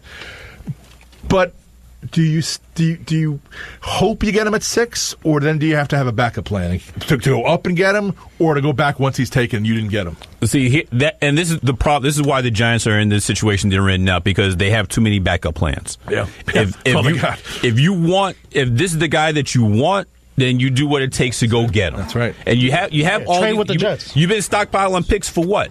Yeah. If you have all these picks, let's put some of them together, move up, get the guy you want, be done with it. But they're doing too much. That's a perfect encapsulation of what you said. They have too many backup plans. So, we can always do this. Yeah. All right, the go Giants that way. Okay, we'll do this. Jets. And we'll do this. And we'll do this. And we'll do this. The Giants should call the Jets, make a swap spots, and give us also a second-round pick. That's a strange thing. And then we'll do that for y'all. That's a strange thing. That won't happen. They're already trying to compete for the back page as it is. Exactly. Which, ironically, the Giants are actually winning the back page because of the stupid moves that they're making. Talking about this. And they got another guy today. They got a lineman last name Malcom. It's like Malcolm, but there's no extra L in there. It's not. There's no. For who? The Giants? Yeah, the defensive end. He's a guy who played defensive end for the Cardinals. He worked in Betcher's system. Betcher's the new defensive coordinator for the Cardinals. He had 12.5 sacks in 2016. So it's trying to maybe go back in time and get something out of this guy with this old coordinator. But they have nothing with these backup plans and everything. But if I'm the Giants, because I want to use 6 and 17 not for a quarterback, though I really like Haskins, not for a quarterback, I go to the Cardinals, and I'm like, look, I know you can't trade Rosen until really draft day because you have to make it look like the do not What's it going to take to get him? I would say, here's my offer. The Giants pick in the second round. They pick sixth, I would think, right in the second round, maybe even higher. Second round pick, top of the second round, essentially. There's maybe 5 guys above that for Josh Rosen. I don't think you can do better than that. The only way they do better is if Bill Belichick goes and trades his first-round pick, which is 32, for Josh Rosen. Because he's the only other guy who could take Josh Rosen and do something with that. Because they've got to have a logical heir successor to Brady. But it's got to be a guy who will sit. And Josh Rosen will be so happy to have been resurrected and to achieve what he can. And he might win a ring before. Of course. He might win a ring before Donald and Mayfield. Josh Rosen will be a great. I mean, I really think Finley's the guy that is logical, the Irish Catholic quarterback, whole kind of thing with Brady. But Josh Rosen, NC State, and you can get him at 32, or you can get him. But Josh Rosen. I like a kid with Josh Rosen's always had a chip on his shoulder. That was the number one thing about him. He was the best guy. He was the anti-Kyler Murray when it came to interviews in the interview room, but he's got a chip on his shoulder. They humbled him this year. They really humbled him, hopefully. So let him go, and you're like, okay, Cardinals, you can't keep him. You can't keep him at all. You're going to have Kyler Murray. You need to get Josh Rosen out of there and regroup what you lost and all the money you spent on quarterbacks and Glennon and these other guys. Just give us Josh Rosen for the Giants' 6th pick of the second round or the Patriots' last pick of the first round. And that's always desirable because, remember, the draft is only one round that first night. And everyone at that last night is always, because they know in the second round, they go home and sleep on it, and they realize, oh, we could pick this guy, we could pick this guy, we could pick this guy. So that's why I think the Giants' 6th pick of the second round would be the pick I'd offer for Josh Rosen. Then you'd have a quarterback. Then you would have 2 top 5 guys from last year's draft. So that'll take away the whole narrative of, oh, they could have had Sam Darnold. Well, not only could we have Sam Darnold, well, now we got Barkley and we've got Rosen. Those guys, how do we do it? We did it. So that's what I would do if I was Dave Gettleman. But it makes sense that Haskins is there at 6, but he's got to make sure he's there at 6. Otherwise, it's going to be trade galore because the Niners will be looking to trade. The Jets, there's really good talent there for the Jets. Yeah, that's what I'm saying. They won't do posters there. So 4 is whom? It's Jaguar? No, it's Buccaneers. Who's at 4? I think Tampa's 5. I'm trying to remember. Okay, it was Tampa's 4. 5. I know Jacksonville's 7. Chargers 6. Buffalo or Jacksonville? I'm trying to think of one of those. No, teams. Buffalo's. So I have to see. At 4. That's the thing, because we know the Cardinals are not trading out, unless it's all been smokescreens. But why would they have Kingsbury if not to have Kyler Murray? Why would they get a failed college coach if not to get the Raiders is 4th also? Raiders are 4th. Raiders are 4th. That's it. There's your wild card. There you go. The Raiders who have 3 first-round picks. Exactly. And now trade up. They'll go to number 2. They don't need a wide receiver. Nope. Or they could pair one with Antonio Brown going lower. They got 3 first-round picks. What do the Raiders need to trade out of there for? Another first-round pick, obviously, but if they feel that, I think they should just go get 3 players. Go get 3 guys. Do we think that? Do we? When you get closer to the draft, it's still, what is it? It's April 25th. 25th, day after my birthday. If you go. It always winds up becoming close to the draft. It becomes quarterback. So we could wind up seeing these guys. We could see Locke move up because teams really Locke if he has his pro day at Missouri and all that stuff. We could see Murray and Haskins and Locke all being top 5 picks just because quarterbacks are what you have to take. You have to take quarterbacks. So who needs Nick Foles is with Jacksonville. So the Jaguars do not need a quarterback anymore. Didn't Keenum go to Washington? Yep. But they don't need a quarterback. And I appreciate you writing Washington. Someone in the text that didn't write the name of the Washington team. I appreciate that. That was honoring that rule. Very good. Very good. I actually wrote Redskins and I went, no. I went, no, can't say it, can't do it. I wrote Washington because I knew Chris was going to get upset. Chris was going to write like some Redskins? No. My son was asking me the other day, he's like, do you think that they'll ever change that name? I'm like, somehow they're in D.C. and they've never changed it. So I don't think they're going to. Of course, that brings me to we're at the top of the hour, and WHPC. We're at the top of the hour, and we're going to have our on-hour thing. So in the second hour, I want to talk Everyone about... took out the Jets. I want to talk about James Dolan in the second hour. Oh, wow. Oh, what happened to the Jets? We didn't do CJ I also want to talk Mosley or about anything? Brian Westbrook, Russell Westbrook, Let's talk which about it. we can also Yes. combine with the James Dolan Hey, stuff. Knicks may get caught. Because they're similar, but not similar. Knicks may get caught tampering, though. Just saying. They got caught. Well, we've got... Bad was it job. Tampa? Bad job. We have Rich from Page, but we're at the top of the hour. So Chris from Page. So we'll have him join us in a little bit. But we've got to air the on-hour. We do some you are listening to WHPC 90.3, WHPC, WHPC HD. This is Sports Talk. We're here every Thursday evening from 9 p.m. to 11 p.m. 100% commercial free. And let's air this, and we'll be right back. Want more sports? We have more sports. Let's get it. Catch WHPC Sports Talk all week to get your sports fix. Break it down. Monday mornings at 9. Monday afternoons at 5. Tuesday afternoons at 5. Thursday nights at 9. And Friday afternoons at 3. Come and get some of this. WHPC Sports Talk. Exclusively on the voice of Nassau Community College, 90.3 WHPC, WHPC HD Garden City, and on the iHeartRadio app. This show is brought to you by Johnny Mathis, coming to the NYCB Theater at Westbury on Saturday, July 13th at 8 p.m. More information is available online at thetheateratwestbury.com. 90.3 WHPC wants to let you know that Wednesday, April 17th, is our second ever WHPC Day at Miller's Ale House of Levittown. On Wednesday, April 17th, Miller's Ale House of Levittown is hosting a Give Back Day to support WHPC. More information can be found by searching for 90.3 WHPC on Facebook, at 903 WHPC on Twitter, or at 903 WHPC on Instagram. Miller's Ale House is located at 3046 Hempstead Turnpike in Levittown, across from the Tri-County Flea Market, where WHPC's Give Back Day is Wednesday, April 17th from 11:30 a.m. to 11 p.m. Thanks to you and Miller's Ale House of Levittown for supporting the non-commercial educational radio at the voice of Nassau Community College, 90.3 WHPC. The gloves are coming off. We're about to go full court press. It's time to play ball. Listen in as we tackle everything in the world of sports right now. Throw your hat in the ring at 516-572-7440. Huddle up. This is WHPC Sports Talk on the voice of Nassau Community College, 90.3 WHPC. And we're back on 90.3 WHPC, WHPC HD. The name of the show is Sports Talk, WHPC Sports Talk. And you can hear us every Thursday evening from 9 p.m. to 11 p.m. right here on 90.3 WHPC. Over there in the corner, he was hanging out with Laura Curran tonight. There's a picture to prove it. That's Mark Talkidikoski. Yes, a lot of fun at the game. 13,000 tonight. Did they win? They won. They had a goal They beat, within the last the 5 Habs? minutes. Yeah, the Habs. A lot of Habs fans. Of all the games at the Coliseum, They always do. they had the most opposing fans of Really? any team this season, yes. Interesting. Well, the Rangers didn't have a game there this year. That's why. If the Rangers had a game there... Maybe not next year, too, because the rumor is 21 Brooklyn, 22 Nassau. Yeah, so that's the thing. If the Rangers obviously had a game there, because I've been to Coliseum games with Rangers Owners, So it's all Rangers. no shovel and ground for Belmont. Pretty much. No, there is. Deadspin had a good article on the whole Islanders thing this week. You should check it out. Go to deadspin.com, check that out. Over there, did I say Josh Silverberg? I don't think I did. Josh Silverberg right there. Just now, earlier you did. You said the Yeah. Curtis Martin jersey, then you just went to Kevin right after. Over here. I remember this Curtis Martin now. Kevin Boston Tristan, Hill you right hear that? there. Always that's in right. sartorial splendor. The best athlete in Hello. The best, Oh, hey, all right. the best athlete in New York.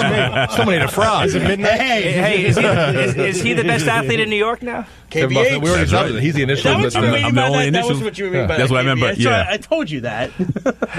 That's why Because Mark calls you when he goes, "Who's KBH?" And I go, "Seriously?" I texted other people too. What? You call me. I texted somebody else. I wrote, and we're talking about it. We had a group. Text other people. We have a group text along with Cameron confirm. Bonagura, former co-host of our show, who is a Hofstra student now. We texted. Kevin wrote the line about I'm the best athlete now with the initials KBA in the city, and I wrote back and said that's a great line. We just ignored that great line, But it's funny because my son wanted to know my. He's like, what are the sports talk guys' views on the trades and the signing and all that? I said, here's my phone. Just go see. Yeah, go see the. Here you go. When it goes off, but it was kind of funny because then because one of the picks was who has the smartest. One of the texts was who has the smartest management or whatever. That was me. But every answer was colored by your favorite team. So I don't think I said one. Oh yeah, you said one. Of your favorite I said teams. the Rangers. I said the Rangers. Yeah. But the truth is, I think it would. And there's no way in hell it's the Rangers, by the way. Well, because of Dolan. Yeah. But then again, Dolan doesn't really take any Glenn part Sanders in it. done nothing. They went to the Stanley Cup 1 year, and then won a President's Trophy next 5 year. years ago. When did they go to the Stanley Cup? 2014. Yeah, they lost to the Kings. Yeah, when they went, That was the year of the Triple Crown. yeah, And then they won a President's Trophy the next year.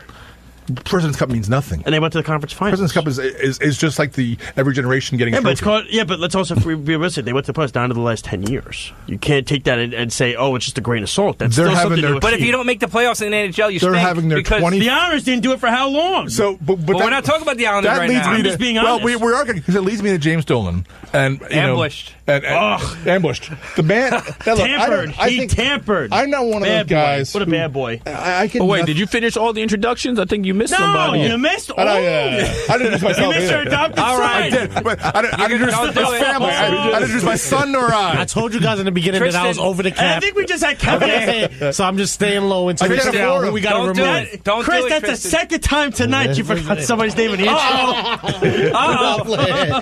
No. That's Take a twice shot, that- everybody. No, I'm not saying that. That's two times now tonight Chris did that. Listen, Man. listen, listen. It's all right. It's okay. You got Tristan Hamilton right over there. Stand up. That's how you sound it. Not my adopted son, my favorite. Well, it's the second hour, so I just have to get him. It's all right. You know We what did you- the introduction.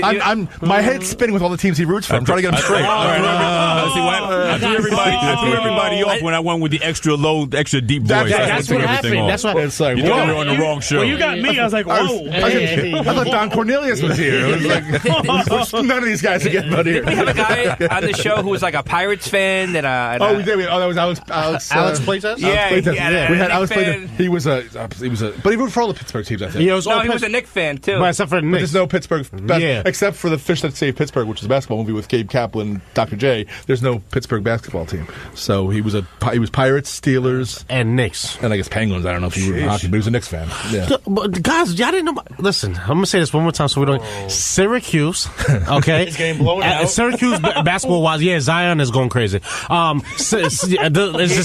was watching it. I turned it off. He's Zion is Did he have- outscoring Syracuse by himself. yeah. geez. He's having another blowout. Yeah. But in a good way this time. Anyway, and Syracuse basketball, LSU football, Jets, Knicks, Mets, Rangers. That's it. That's my 6 teams. That's it. Wait, Chris, Oh, I want New York Chris. Liberty. Hold on. Write this down. And a New So York if Liberty. if the Saints get back to the NFC Championship game, Yeah. and he Are you texts it again, if he says we, disavowing the Saints? and he says No, we, if write the this down and Saints go, gets back I to the remember AFC on this day, March, whatever, No, that you no, said no. no we, it's just... I like no. Drew Brees. I really like Drew Brees. I was rooting And he for him. cannot lie. All you others can deny. And listen, if the Saints get back to the NFC Championship and the Jets are not in the AFC Championship, I'm rooting for the Saints to win the Super Bowl. I don't care who else is in there. Teddy Bridgewater has re-signed with the Saints a Yes. 1-year deal. Yep. $12.5 mil. Alvin Kamara is by himself down there. I'm curious how that's going to go with the more His tweet mileage said, on him. even a gangster needs a hug, is what he tweeted. Alvin Kamara? Yeah. Oh, yeah, because he missed Mark Ingram, right? Oh, yeah. Yeah. Mark Ingram is going to be, that's why the Ravens made some pretty good acquisitions. I agree. Earl Thomas and Mark Ingram. I mean, that's pretty good. And they got rid of Flacco officially for a 4th round pick. I guess it Flacco. was. So, and I love John Elway up there who's explaining, oh no, he's great. He's going to do well for it. Okay, John, how many quarterbacks has this been for you now? He's struck out on everybody. Yeah, and you're supposed to be a quarterback guru, right? Okay. Come on, John. Yeah, and John's the guy who started all that. You look at John Elway was the son of Stanford's coach, so he was able to orchestrate not having to go to the Colts. He went to the Broncos. Eli Manning was the son of Archie Manning and brother of Peyton. He was able to orchestrate to go to, it's been well known that when you have rich parents, parents. They're able to pull some strings to get some stuff done. I don't know why I'm thinking about that this week, but certainly the FBI has good rowing. I know a lady is like... It's certainly been... Which leads me to believe, to think about what was the FBI looking for them to stumble upon this. And it came from sports. It came from LSU. That's where it came from. Why would the head coach take the phone call? Have an assistant at least and say, well, I didn't know about that. But the head coach takes the phone call? That's just stupid, man. It goes to the point of what I said a few weeks ago where I was talking about, I know that Zion Williamson and all these places, the colleges are getting a lot out of this value of these amateur players, quote-unquote guys and everything. But I was saying in this area, going to college, what you'll pay for it, really, a scholarship to a university really counts. And really, we're seeing that Lori Loughlin, who's a multimillionaire, her husband, Massimo, who's the designer of that brand, Massimo, is a multimillionaire, who went to USC himself. She paid $500,000 to try to get the kid into friggin' USC. And I say that as a no-name guy who hates USC. I was like, okay, I saw you paying for Yale, Stanford, whatever, but USC and UCLA and University of San Diego, Wake Forest, why are you paying for this? I heard that they found out about the scandal while they were on the USC ship, too? Yeah, on the yacht. Yeah, on the yacht. Oh, sorry, I said the wrong word. Yeah. The yacht. It's a rich kid's school. And the other funny thing is, it's like, these kids were born on third base. They don't need to go to college. You don't see Will Smith's kids going to college. They have careers already. When your parents can set you up forever, you don't need to go to college. Kylie Jenner. Yeah, you don't. Whose dad was Mr. USC. The Kardashians were Mr. USC. They didn't go to college. It's like when you're born on third base, thinking you hit a triple.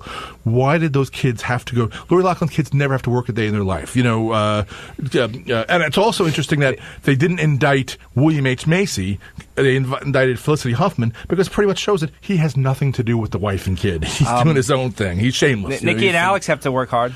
Right. No. But then they got the CEO of Hercules Capital. They got that lawyer from Wilkie Farr, which is one of the top law firms there is. That's the worst thing. He's got the worst because he's going to be instantly disbarred because of what he did is so illegal. Once he's convicted, he's gone. And because the FBI loves to do this, they do it with whatever. The pre-dawn raid with guns drawn. Did you really have to go to Felicity Huffman's house with your guns drawn at 5 o'clock in the morning and try to surprise her? Come on. Now, is it a coincidence that they got to have fun too? That's what it is. Also, it shows. Hey, you know what?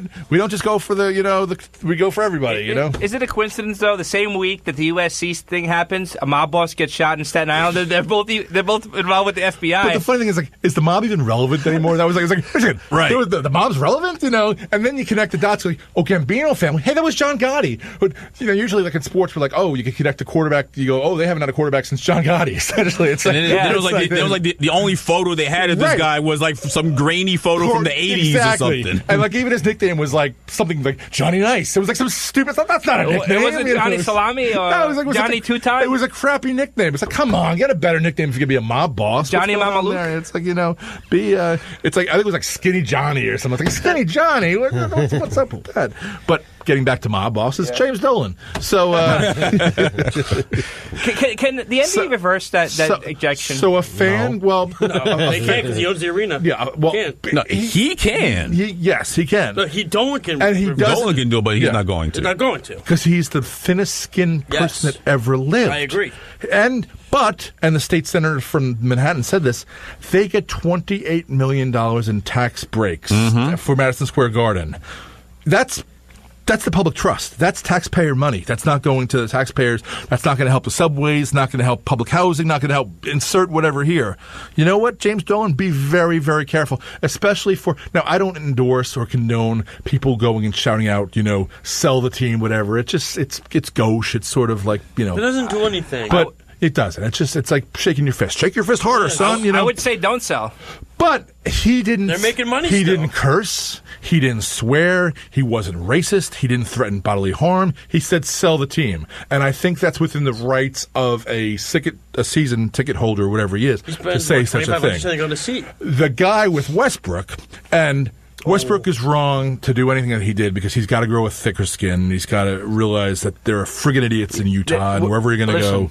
This guy has a social media presence. He says to him, get on your knees like you're used to. Mm-hmm. And I don't think he was going to race. I think he was going more homophobic. But either way, I don't care. I'm not even going to mince words there. This guy's got a social presence that's he's a hater, and Utah's not exactly known for their, liberal ways. When you go to an NBA game, they give like an introduction speech. It says players and fans have to give respect to one another. They give that to everybody. They do that in every arena now. Every sporting sport. event it happens. Yeah, and we were saying last week that they're too close to the players in basketball. They're just too close. They really I are. agree. They really are. They're right on top agree. of them. They are. They're just too close. And one day something seriously bad is going to happen. Yes. Well, it's already happened. Yeah. And the brawl in Detroit. And then the Nick one thing. brawl happened. Right. I mean, the brawl in Detroit was. The guy went in the corner. Artest punched him. But I mean, we're going to have a Monica Seles incident. Correct. Is what I'm talking about. 100%. When she got stabbed. Oh yeah. Which should have been the impetus for everything. A woman playing tennis I agree. got stabbed during a match. What more do you need? Yep. I mean, holy cow. What do you have, metal detectors? I don't, What about the drunk lady at the Nuggets game? She stumbled onto the court. She was drunk. What about when Mike Bloomberg was taking a beverage order and they golf. crashed into the beverage order? Think about how close they get to the golfers. Isn't Tiger Woods a polarizing figure? It's like, what's going to stop anyone from doing anything out there in the gallery? So Westbrook has to exercise greater restraint, but I'll put it this way, and I'm looking right at a guy in camouflage. When I see a person who's not in the military choosing to wear camouflage, they're often making a statement about themselves. But you're not. You're wearing a sweatshirt for honoring the LSU and the like. Wait, what is the message they're making about themselves? Yeah, get her done. No, I'm not saying you, because you're the opposite of what these guys are. You're not on their Christmas card list. Okay. But anyone who chooses camouflage as a fashion statement is usually saying something. They're just because it's and this guy has a whole. And the funny thing is, they always love to take down their Facebook. They remember to take down their Facebook and their Twitter. They never remember to take down their LinkedIn. So they get them on their LinkedIn, which is so great. It's like, oh, okay, we got you on your LinkedIn. You forgot about that, didn't you? All right, okay, terrific. But and of course, during the interview, he wanted to sound so innocent. Oh yeah. It wasn't me. It wasn't the woman I was with. We didn't do anything. We just said, and of course, like you said, on the Twitter feed, it goes back to all these saying the same words, saying the same thing. Like he's a subhuman or something like that. It's like, that guy about Westbrook. It's like that guy. Do we have a caller on WHPC Sports Talk? Caller on the air. Hello. Hey, hello. Hey, guys. Yes, hi. Hey, it's Chris from Bethpage. Hi, Chris from Bethpage. Hey, do you mind if I just take it back to what you were talking about last hour with the whole Giants situation? You're the caller. You drive the show. All right. I'm going to just say this. I'm 56 years old. I've been a Giant fan for 50 years. And I'm just going to say this. I've never, ever in my life heard such whining and moaning and crying from my fellow Giant fans, by the way, mostly, and from also some real haters, that are, I think, jealous. There's a lot of envy and jealousy that have to do with. I work with guys in my office who are Jet fans, and every day it's this. Giants are stupid. What's this Gettleman doing? They should have drafted Darnold last year. They blew that, and that's it. That seems to be their cardinal sin, that they didn't draft Darnold last year. So everything that comes after that is stupid and idiotic. Holding on to Eli is stupid. Having Saquon Barkley. By the way, if everyone loves ripping into Gettleman, guess what? The guy's first year as a GM, he drafts the rookie of the year in his draft. That's who he gets. Yeah. So, but he stinks. But in other words, people are ripping into Gettleman. Jerry Reese left us that was one of the worst. Exactly. And this is what I'm going to say. No one mentioned Jerry Reese has been getting a free pass through this whole thing. All I hear is Gettleman doesn't know what he's doing. What is his plan? What are we going to do with quarterback? Listen, I love everything Gettleman's done. Everything. And I mean that. Listen, we had to get rid of Odell Beckham. I'm sorry. His biggest game of his career was against the Packers. He whiffed on two passes that he cost us that Packer game. He totally did. We dominated. At one point, we had 146 yards to like 10 for the Packers midway through the second quarter. You can look it up. Odell dropped two passes in that game. Eli played great in that game. He did. That was the biggest game of Odell Beckham's life. But no, all people want to remember is the one-finger catch against Dallas, a game we lost, by the way. Yeah. But that sums up Odell Beckham more than anything. And another thing that sums him up is he was put on the hands team last year on an onside kick. Okay, he's a hands team. Instead of going and diving on the ball and game over, game done, he's out there for that, he whiffs at the ball, They recover. They come down and score a touchdown. And then I find out after from a lot of reporters that said Odell didn't want to risk himself. He felt he was too valuable to dive in there. And what I'm saying is the guy never was about the team. And I can't believe. I feel like we got a weight is off our shoulders now. It's the same when Shockey left the Giants. Yeah, I've been comparing to Shockey the whole time. Yeah, it's the huddle. It's Shockey in the huddle. It's not like they always say, LT is the greatest Giant of all time, and I say that. Of course. I bow to him every day. LT had his problems, and a lot of them off the field. LT had no problems on the field. LT was a great teammate. LT, and that's the crime. Teammate. If you commit a crime in the locker room, being a bad teammate is the worst thing you can do in sports. That's why gambling's a bad thing, because it affects your team and the like. The Jerry Reese thing is the thing that's bothering me. Jerry Reese's first draft might have been the best draft by any GM ever. Ozzie Newsome notwithstanding. All seven guys. All seven played in that Super Bowl. All right, or contributed. Sure. Every draft after, I think it was 11 in all, was horrendous. He only from the last however many years, when it's you go back 8 years, whatever you go for. Right. I think it's somewhere from 2 to 6 guys remain on the team from his drafts. He didn't believe in he didn't believe in linebackers, and he just whiffed on everybody. Offensive lineman. Look on the names of the guys he went after, and it was Austin. It's a Justin Pugh, and it's all. Yeah, it's Gettleman, and I don't like Gettleman personally, but as a GM, he's got a great acumen, and he's got a mess that was left over by Jerry Reese, and it continues. Totally. It's a Jerry Reese creation. Jerry Reese will never work again. He was not going to work again because your record. You are what your record says you are, right? His drafting record was beyond atrocious, and you can look at all the guys he missed out on that went somewhere else, to any team, to any of the other teams in football, and did so well, and he just totally missed out on them for whatever reason. Chris, go look. You know what I do? I'm crazy. I go look at mock drafts of when we got Eli Apple and when I got Eric Flowers. He reached the Eli Apple. It's insane that he took him that high. It's crazy.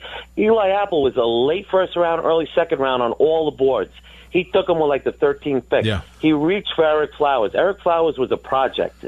Most people said he was a project, and he turned out to be. And by the way, that one pick set the Giants back 5 years. I tell anyone who'll listen. People love blaming Eli. Love it. They love it. I'm telling you.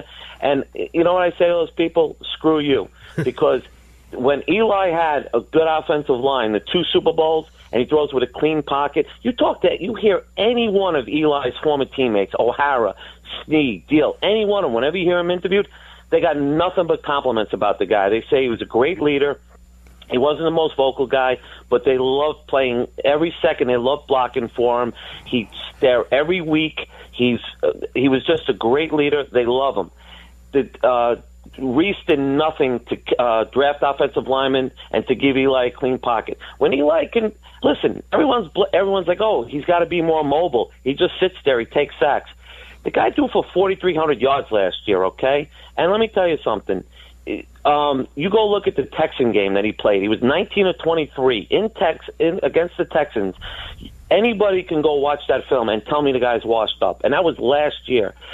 But people don't like that. They love pointing out, the Dallas game, he was embarrassing. And, I listen to these arguments all the time. I watch every Giant game not once but twice. I watch them. I kill myself. But I'm telling you, I watch them. And a lot of the complaints I hear, the big Eli complainers, are this. People had always never believed in him, never liked him, and they're finally getting their say, and they say, the guy's... It just, for whatever reason, there's hatred against Eli, and I think a lot has to do with jealousy, because there are 9 teams in this New York area, 9 teams, and in the last 17 years, only one franchise has won 2 titles, only one of the 9 teams here, and Eli was the MVP of both those Super Bowls. He is an icon, and I don't care what anyone says. He's going to finish in the top 6 or 7 in all the major passing records of all time. He's played in, how many consecutive games he has. He's set a record. Do you know he set a record this week, Eli Manning? Do you know what that record is? For what? The most money ever made by an NFL player. Right. In his career. Right. $253 million. Right. He's got a beautiful wife and 4 kids or whatever. I mean, he's won the Walter Payton Award. He gives back to the community. He's done everything right. I can never ask for. One thing I always tell people is, as a Giant fan, you know what I never had to worry about in 14 years ever? I never on a Wednesday said, I wonder who's going to be our quarterback this week. Yeah. I wonder I wonder if he's going to be injured or if he's going to this and that. And you know what? As much as people hate Eli, I'll always say this. When I sit down and watch any Giant game in the beginning of the game, I always think they have a chance because he's there. I never say, you know what, how's Eli going to screw this up? How's he going to do that? But, you know, a lot of my friends who are supposedly Giant fans will say that. And I go, you know what? You don't deserve what he gave you. Listen, the Giants are the only franchise in football history that have won 4 Super Bowls in 4 consecutive decades. So, in other words, as a fan, I love that. They spread it out. In the last 33 years, they've been to 5 Super Bowls, and they've won 4. Now, all that everyone wants to talk about is Cleveland Browns, the New York Jets, and the Kansas City Chiefs. Those are the 3 darlings. Combined in 50 years, the last 50 years, those teams in the last 50 years now haven't been to a Super Bowl, haven't been to one. And I'm saying Eli's been the MVP of 2. So what I'm saying is when I hear all this hatred and he's a dope, and you hear it all the time, I'm flabbergasted. And I'm saying, you don't even deserve to be a Giant fan if that's what you feel about the guy. I'm so content with everything he's delivered that I'm willing to wait in this rebuilding mode because I understand we're in a rebuilding mode and we do need a quarterback to replace him. I'm realistic about that. But let me tell you something. The Giants won 5 games last year. The Jets won 4 games. That's the last time I checked. Giants won 5, Jets won 4, okay? You would think if in this town in the last 2 weeks, okay, you would think that the Jets were 16-0 last year and the Giants were 2-14 and that the Jets, the trajectory is up. Listen, Jets have a new head coach. There's a lot to work with there. There's a lot of, nothing's guaranteed. And what have they done to improve their wide receiving, the Jets? Where's their stud wide receivers? You know what? I would take what the Giants have on offense, okay, going into this year than what the Jets have. I tell you that right now. And I tell you, what's it called to improve the offensive line tremendously. People aren't paying attention. We have 2 good guards now that can actually block and keep a clean pocket for Eli. That guy they got, Zeitler from Cleveland, that was a steal what they got, getting rid of Olivia Vernon, who, by the way, was an overrated bum. The guy hardly played. He was overrated. He was totally overrated. First year. Very overrated. Very overrated. When was the last time? I agree. Giants had 4 leads late last year. 4 games no late pass last rush. year. Right. Thank you. Yeah, and you know what the great Ernie Accorsi said? I loved Ernie Accorsi. You know what he always said? He goes, the 2 most important things you need on a football team, the 2 most, okay, is a quarterback that can lead you in the 4th quarter when you're down, which he got with Eli, okay, and a pass rush in the late in the 4th quarter. And that was Justin Tuck, Michael Strahan, OC. Right. OC. Yeah. Thank you. That's how they won their 2 Super Bowls. How did they win those 2 Super Bowls? They had a guy that they protected that could lead them in the 4th quarter, and no one did it better than Eli. You can look it up in the 4th quarter comebacks, and they had pass and they kept Brady off balance. Yeah, and they couldn't convert on 3rd down. This year, every 3rd down, their opponents were converting against them. Every 3rd down. And then they trade Landon Collins. I looked it up. Not only that, do you know that opponents had 17 4th down situations against the Giants last year? Yeah. You know what they were in 4th down conversions against the Giants last year? On 4th down conversions, the opposing team was 14 of 17 on 4th down conversions. That's you can't get off the field. That's exactly right. Peyton Manning always had an expression when he was with the Colts as a quarterback. He called 2nd down. It was always 2nd and 1st, meaning you're not going to 3rd down. It was you're converting on 2nd down. That's what you're doing. It's 2nd and 1st. Right. Yeah. Right. So, and that's another thing. That brings me. I haven't even touched on how bad the Giant defense has been, and everyone's crying about Landon Collins. Oh, they didn't get a pick from him. They didn't do that. Let me tell you something. That guy should be he's a glorified linebacker, that guy, okay? He can't cover for nothing. Terrible in coverage. I mean, still should have traded him, though. No, he walked away. He walked away. A safety by its definition, that's why we Jamal Adams. He walked away. A safety. No, but they were over the first round. By its definition, is just that. It's the guy in the back who has to tackle the running back or tackle the wide receiver. A safety has no other job, so it's not exactly. If somebody offers you a first round pick, you don't turn it down. You don't turn it down. But then let me tell you something. As I said, as someone who watched every Giant game twice, in that Bear game, I'll tell you that they kept running wheel routes, and for whatever reason, Landon Collins was the guy covering that little guy Cone on Chicago, and he couldn't go. So if you say he's only safety is supposed to tackle. No, I hate safety. No, what I'm saying is I think safety is such a wasted position in terms of spending all your money there because it depends. You don't need because even the cover 2 is a quarterback. It's not a safety. No, I think it really depends. And think about every great safety named Ed Reed. What did Ed Reed have? Right. Ray Lewis. Right. I'm trying to think. The Hall of Fame safeties were Paul Krause from Minnesota. There was the Purple Heat leaders. They weren't all the safeties. Giant fans are also just upset. Like I said, I agree with all the points that you've said so far. The one thing that you say is somebody came down with a first-round pick for Collins at the deadline. Well, who was offering? Because that's it. It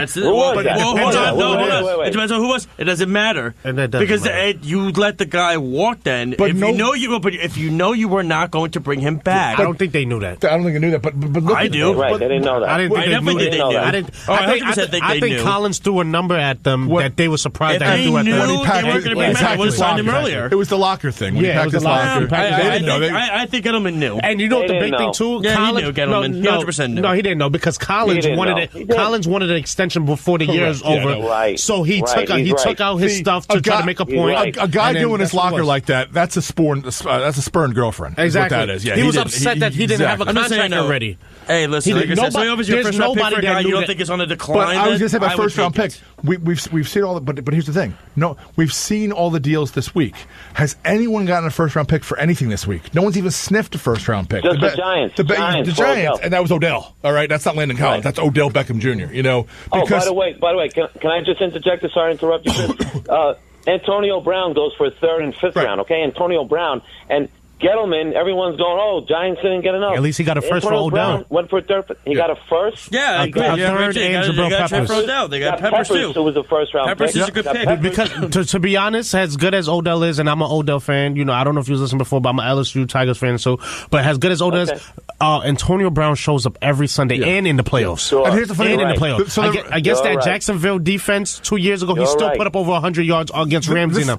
So the Raiders gave a 3rd. The Raiders gave a 3rd and a 5th for Antonio Brown. Yeah. You know who the Raiders also gave a 3rd pick for this year? Who? A.J. McCarron. Yep. Who they released today, by the way. They released him. So you're telling me that Antonio Brown and A.J. McCarron are worth the same thing. It's like, oh, boy, okay. But you know what? The Steelers, I just think Tomlin had it in there between him and Le'Veon Bell, and they just kind of had to get rid of him. And, let me tell you something. This is another point I wanted to bring up. I love all these people want to run Eli out of town. Where's all the talk of like, how are they gonna replace Ben Roethlisberger or Phillip Rivers or Drew Brees or these guys are all aging too. Where are their replacements? Their replacements are Geno Smith in New Orleans and Mason Randolph is going to be the Pittsburgh quarterback. Yeah. No, now I'm just saying. Yeah, we don't live in those cities, so we don't hear it. But that's the thing. No one's talking about, Phillip Rivers, he's going to be backed up now by Tyrod Taylor, who's a capable starter. Teddy Bridgewater will be with Breeze. But there's no backup for Roethlisberger whatsoever. It was always Charlie Batch, but it's not Charlie Batch. No, they're talking about giving him an extension. Landry Jones, and then it was Yeah. But see, the problem that Giants fans have is that what problem do we have? No, he's a Giants fan. I am a Giants fan. When it comes to Eli, because Eli is not the flashy quarterback that a Drew Brees or that a Roethlisberger and they make fun of his face on the internet. So because of that, they don't understand. Okay, Eli is stability. And that's what I like about his stability. Like you said before, over the last few years, for the last 14 years, that's the one position you didn't have to worry about. He showed up every single day. You knew who your quarterback was going to be. But because Giants fans won't learn to appreciate that until long after he's gone, much like Phil Simms. Right. They couldn't appreciate Simms until he was gone. And they went through they went through the Dave Brown and all those with bad quarterbacks. Exactly. So the same thing's going to happen with Eli. Yep. And let me tell you something. I was the same thing with Phil Simms. I was season ticket holder. I was sitting, 6 rows off the 20-yard line from 1976 on, and I had all these idiots in my section. Idiots. Claiming they wanted Scott Brune in there because he won that playoff game. But at least it was pre-salary cap, so they had Jeff Hostetler.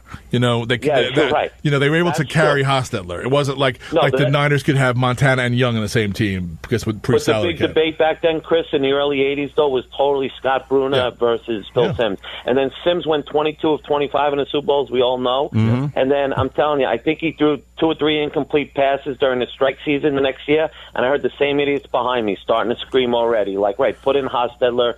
I'm just saying, these idiots that. Right, the guy that's going to come after Eli. This is what I always say. Be close. Make sure he wins 3 Super Bowl MVPs, and then you got me. Then I'll shut up and I'll never talk about Eli again. When he wins 3 and by the way, John Madden taught me this a long time ago. He said, unfortunately, there's one winner, literally one winner every year, and 31 losers. That's he right. goes, if you're the second loser, you might as well be the 32nd loser. John Madden told me that, and you know when I felt like that? When we got our asses kicked by the Ravens in that Super Bowl. I went to the game the week before, 2 weeks before. That man, 41-0. That man, Ray Lewis, man. Right, we beat the Vikings 41-0. Kerry Collins threw 5 touchdown passes, and Mr. Mara got up there and he said, we're the worst team to ever go to the Super Bowl, and everyone was going nuts, and we were all psyched. And then I went a couple weeks later and watched us get our asses handed to us. And you know what?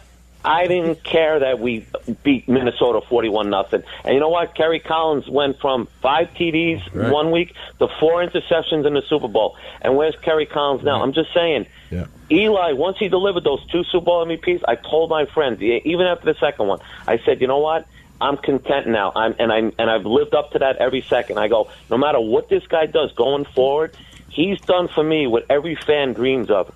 Well, I was hosting this show during that time, and when they drafted him, I always called that the daddy's baby and the baby's daddy's draft, because the first round they took the daddy's baby and Eli because his dad said he's not going to play for the Chargers, and in the second round they took a guard and Chris Snee because he'd had a kid with Coughlin's daughter, then married her. Daughter, They got all those tattoos surgically removed, and Snee wasn't bad, but I don't think a guard there from BC. But then I said once Eli won the first Super Bowl, I said I declare a 5-year moratorium on any bad things said about Eli.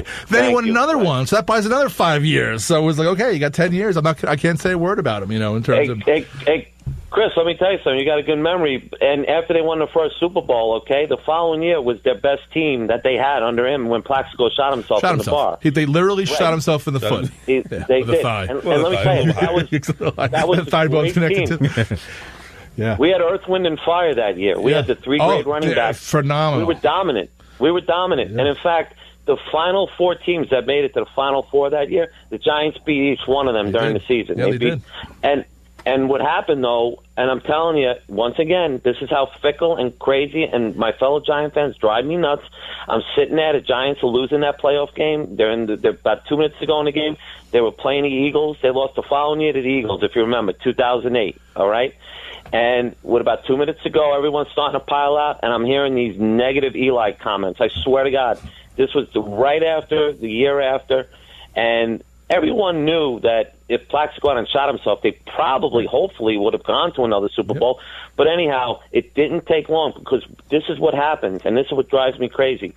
There were people that hated Eli and never liked him before he won that Super Bowl, and they just love telling you while you sit in the section, this guy stinks, he's overrated. They love telling you that, and they're Giant fans. And then finally, when he wins the Super Bowl, I see him the following year. I see these same people. I go, hey, what do you say about Eli now? And they're like, oh, he's okay. He's all right, fine. The second they lose that game to the Eagles, they go back to I was right. Eli's a bum. Then he wins the second Super Bowl, and you figure he'll get a break then. Guess what? It's 5 or 6 years later. You know what the best thing Eli could have done? I'm not kidding around. He could have pulled a Troy Aikman. After the 2013 season, let's say, he could have said, I played 9 years, 10 years. I'm out of here. I won 2 Super Bowls. If he had done that, nobody would ever say a word about it. He would be stamped as a total immortal. But his biggest problem is he loves playing the game, and he stayed healthy, and they never built anything around him, and that's hurt him more than anything. It's hurt him. It's going to hurt him next year when he plays next year. If he has a game with 2 interceptions, people are going to rip him. And but this is what I admire about the guy. He doesn't care. He just goes out and he plays and he performs. And I tell anyone, go look at the tape when they played the Indianapolis Colts the second to last week of the season. Go look at that tape. No Odell Beckham. Eli was so relaxed. They drove down the field the first 2 or 3 times they had the ball. He looked like Super Bowl Eli in that thing. And guess what happened? They're up 27-21 late in the game. Sure as death and taxes, you're like, here comes luck. He's going to bring them down the field, and sure enough, they beat the Giants. And that summed up the Giants season in a nutshell. But what do I hear 2 or 3 days later when I'm at work? Eli sucks. Look at their record. I go, are you what? You're blaming him? He gave them the lead late in the game, and luck takes them down the field. When is the defense held accountable for any of this? If we had a modicum of a defense, we would at least have been 8-8 last year. At least, the Carolina game, he takes us all the way back. We have a great comeback, and the guy kicks us 63 yards. Just tip your cap. Okay. All right. Let's go home, I guess. Yep. Well, Chris from Bethpage, thanks so much for calling with your passion and power. Thanks for indulging me. You got it. We'll talk to you soon. All right, there goes Chris from Bethpage. He wears his Giants fandom on his sleeve, but he also had some very intelligent thoughts and analytical thoughts on said Giants, remembering games by game. This is WHPC Sports Talk on 90.3 WHPC. Over there, Mark Tartakovsky. Over there, Josh Silverberg. Right there, Kevin Boston Hill. There, over there in his hood, is summer's coming. We're going to see the hair soon. Tristan Jermaine Patrick Hamilton. Oh, is that Tristan Jermaine Patrick Hamilton? That's TJPH. That's my phone name. Tristan Jermaine so Patrick Hamilton. Certificate. Yeah, Tristan, like a confirmation name. Yeah, Tristan Jermaine Patrick Hamilton. There you go. Yeah. I won't give you my social. So this is it's your feast day this Sunday, St. Patrick's Day. I mean, you gotta go drive some snakes out of Ireland. I mean, I don't know if that's my thing. I don't know what I'm gonna do. Everyone's Irish on St. Patrick's Day. I mean, yeah. I wear green. I'm actually Irish all the time. Yeah, there you go. So you got percentage. I actually have Irish in my bloodline. There you go. See, has anyone done those tests, the DNA tests or anything? My sister did. Or whatever. Did you really? And I found out she's part Portuguese. Really? Which means I might be part Portuguese. Yeah, well, if your sister, yeah. Well, it depends. It depends. Is this a question? If your sister is part, actually, so what you're saying is maybe she's not your sister. That's the only other way that that's what you're saying. Okay, if I'm to infer from that, we did actually have that.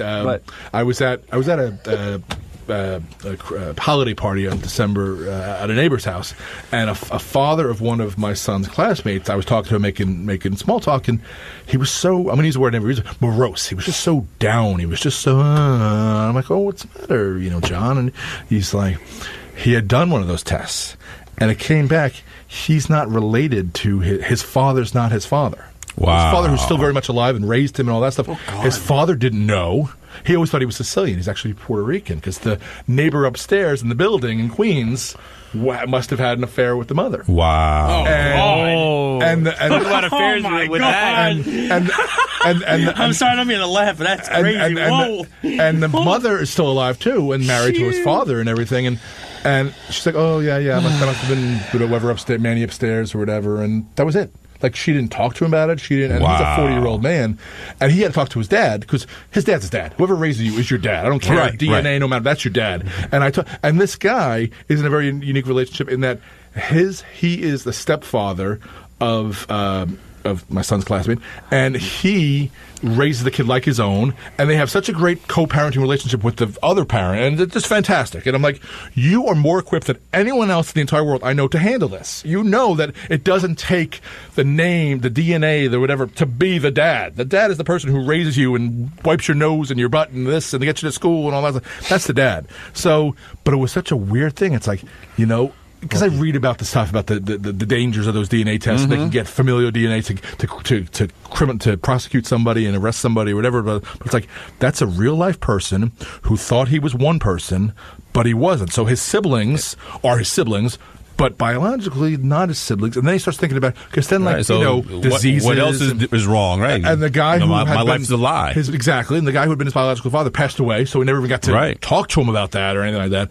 So I was just like, Merry Christmas. But it was really, I had a good, he said he appreciated the heart-to-heart I had with him, because he, more than anybody, is uniquely qualified to know that a dad is not just the sperm donor, so to say. Right. The dad's, but it was just, that's why the perils and tribulations of those tests. Be careful like the Portuguese stuff. I mean, it's like, is it true? Is it not true? Also, for my sister, though, it doesn't say which specific country, though. It just says... That region? No, it doesn't say the region. It says the tribe, Oh, okay. Well, what I always thought was interesting is that Lisbon, Portugal is on the same latitude as New York is. Yeah, we don't have the same weather as Lisbon, Portugal. Not at all. It's like, I'm always like, wow, okay. I think we have a better summer. I don't know, our summer's phenomenal, yeah, but still. No, but I knew mine based on my whole family tree. And everything. I didn't have to do with the DNA test and everything. And plus, that's where my name comes from. Because Kevin is actually Irish for handsome. Yep, it is. So it's fitting. Kevin is my confirmation. Kevin is. I was waiting for it. So it's fitting. Kevin is my confirmation. It's also my brother's name, but first name. But so I knew who you were saying Kevin was, and the like, and it's a very Irish name. And it's kind of funny because now names have been so co-opted by everybody that it's no longer you say, oh, that's an Irish name. Like Brian was always an Irish name. Now it's not. Ian was a Scottish Irish. Now it's not. Even Kevin, it's not. It's just things. Sean, things. Now Sean has so many different spellings and everything. That was an Irish name. S-E-J-N. It's a lot of different ways, but it was always S-E-A-N was the way S-E-A-N. Yeah, that was. And then there's the New York version, S-H-A-U-N. Yep, and A-W-N, and there's a whole bunch of ways. Yeah, I mean, it's just different. Even I always thought the funny thing was like Margaret. Margaret can have so many different nicknames. You can be Marge. You can be Maggie. You can be Meg. You can be Peggy. Somehow Peggy comes from Margaret. And was Kelly always a what was? Kelly's always an Irish name. Yeah, but was it always? I have a friend who's. What's the origin of the sex it was used for? Was it always a male, a female, or is it always? Probably always a male, just because it's a male-dominated society. But like Kerry, I've got a friend who's 80 years old. His daughter's my age.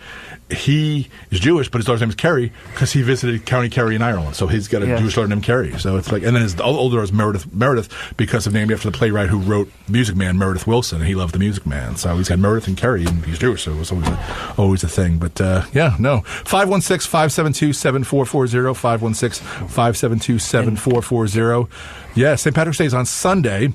The parade's on Saturday because they don't have the parade in New York City on if St. Patrick's Day falls on a Sunday, they have it on Saturday. Because it's church? Is that the reason why? Yeah, people go to church and they don't want to drink after church.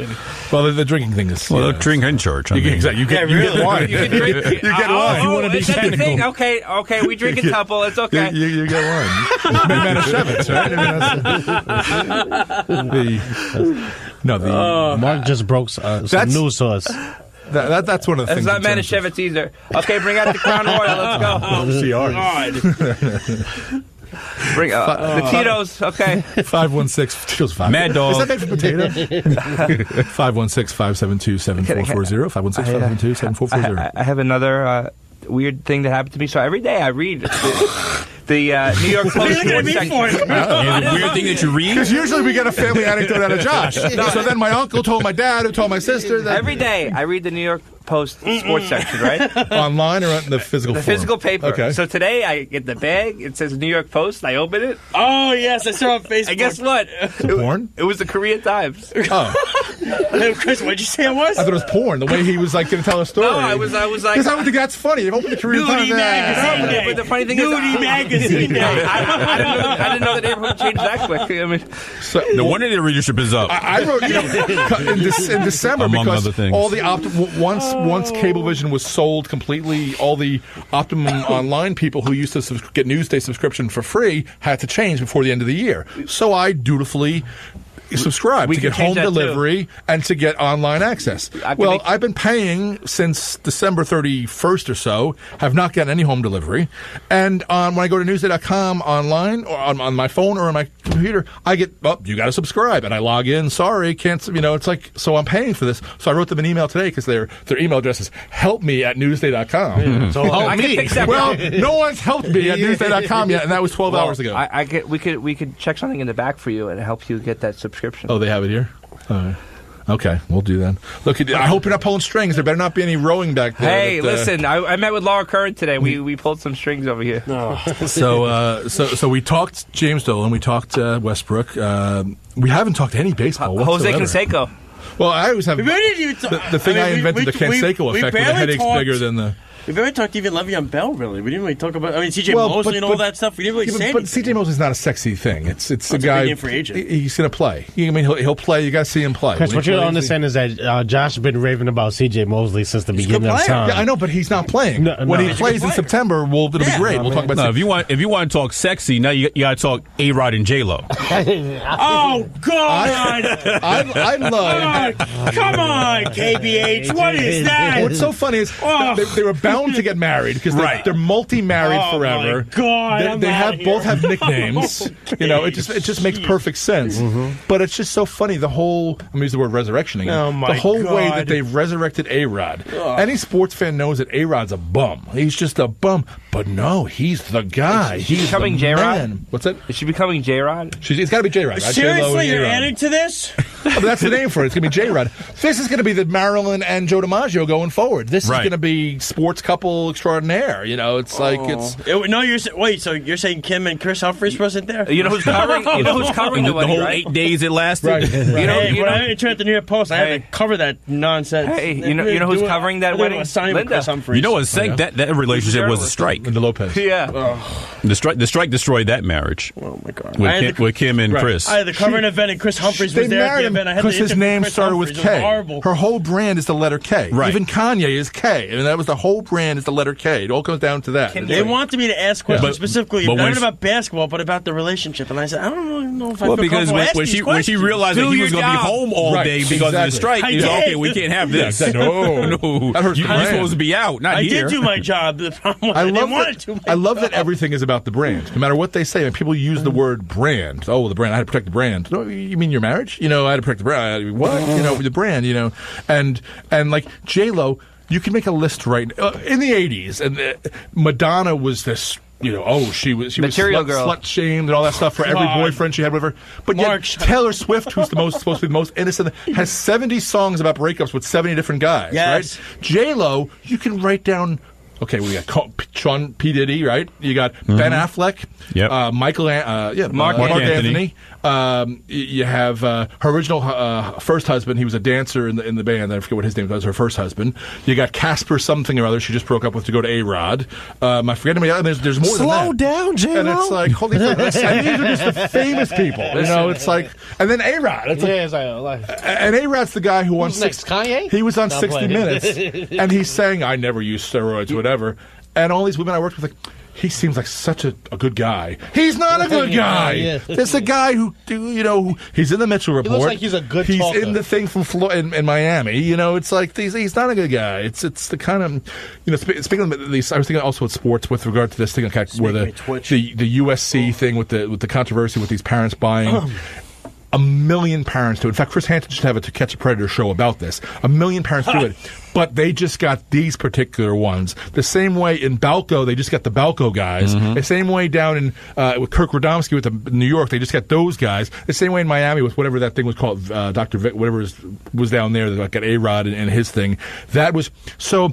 Everyone uses the steroids and the PEDs, but they only get certain people, and that's why it's like they become the lessons to other people. You got lucky, okay? Let that be. We're making a federal case out of these guys, but you got lucky if you didn't get caught. So many guys, Listen, if you had my love and I gave you all my trust, would you comfort me? Is that a J-Lo lyric? Yes.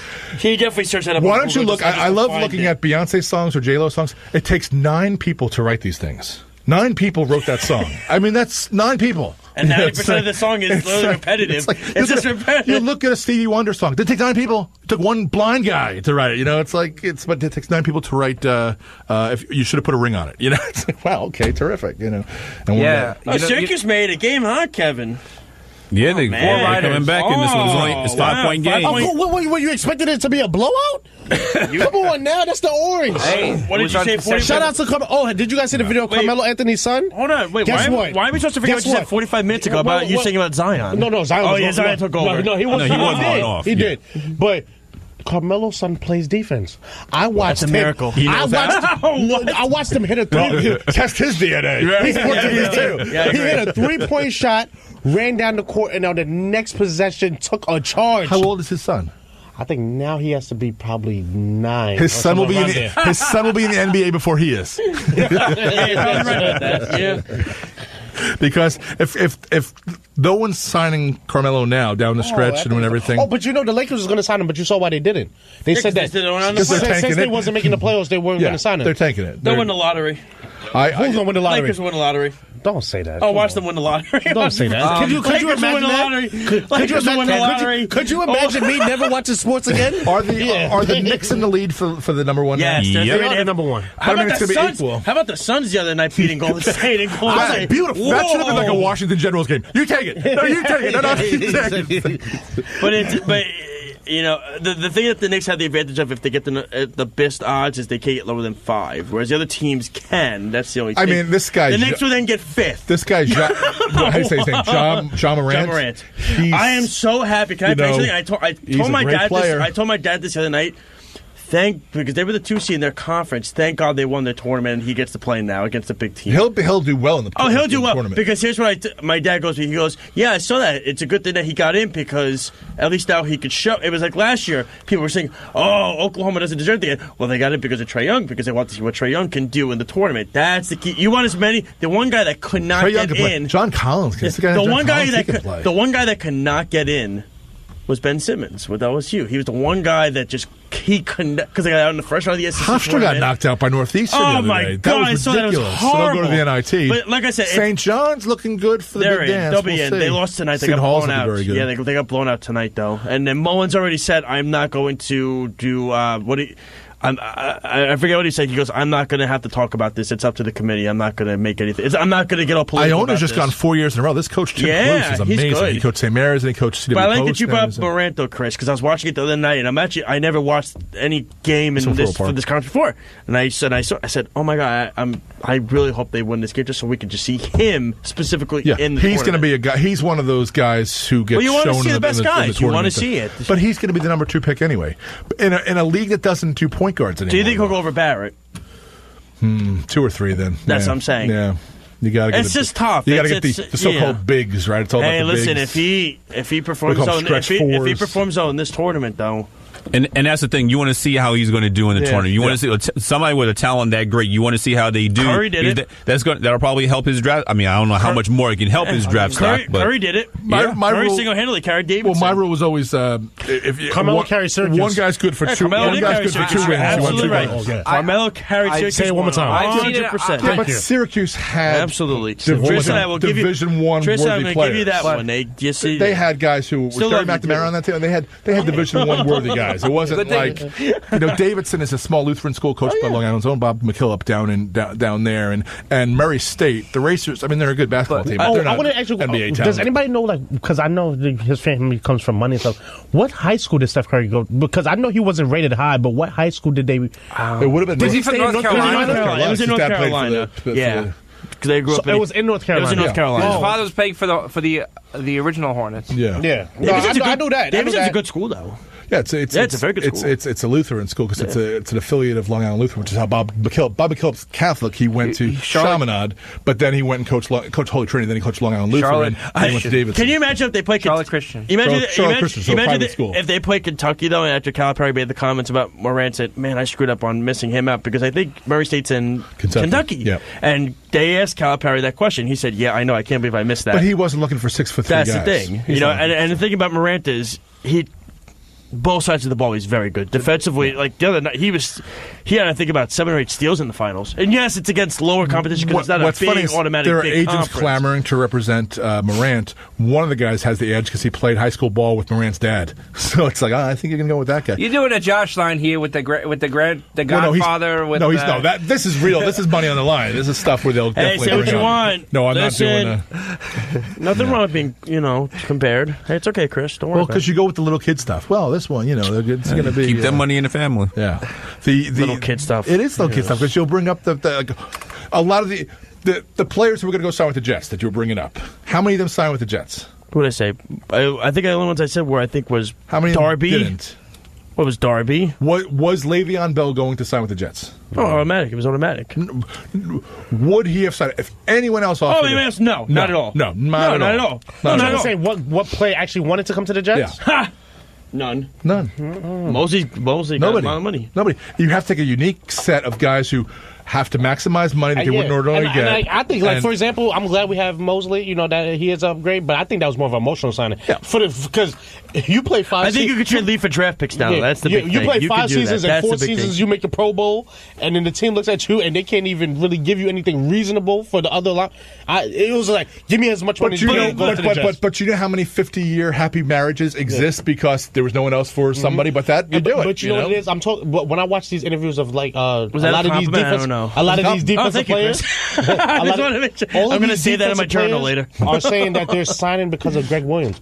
They're saying that they really like Greg Williams. Well, what Barr did, I mean... That was his personal choice. I'm not even worried about Barr. But here's the thing that bothered me about Barr, really quick, because I know we're running out of time. The thing that bothered me with Barr was, if you feel that way about it, just why? Yeah. Because it's not just you're making an organization look, but you're making yourself look worse. And the sad thing is, he would have fit really well. It's because you're talking crazy money. He was they make him a middle linebacker in Minnesota, but he came out as an edge rusher, and he didn't want to be exposed. I think, and that was the thing. Because when I signed, I was like, you know what?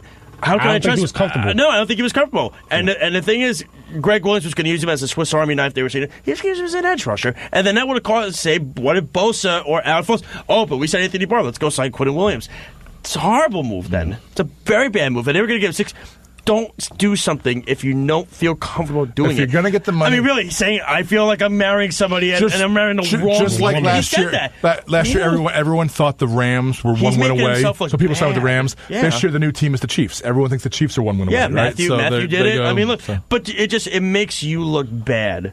But that's the only thing. But Josh makes us look good, so we're starting to close. Yes, that's all right, 2. Mark Dukowski. All right, big win by the Islanders. They announced 21 games in Brooklyn, 22 games in Nassau next season. Should be interesting. And the Nets road trip is going on. It's going to make a break where they get to 6 seasons. Josh Silverberg. Little frustrated because I did read a report from MSG.com that says that the Knicks might have gotten caught. James Dolan and people were in the meeting with Kevin Durant in the tunnel with MSG, and there was a photo to prove it. So that could be tampering. That could be a big problem. Kevin Boston Hill. Just want to wish everyone a happy Women's History Month as we go through this, and we'll try to have some better things going forward. So next time we'll be better than ever next week.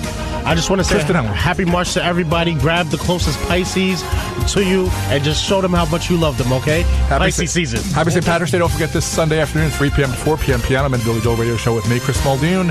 And don't forget, Twitter.com/SportsTalk903. Our podcast will be there.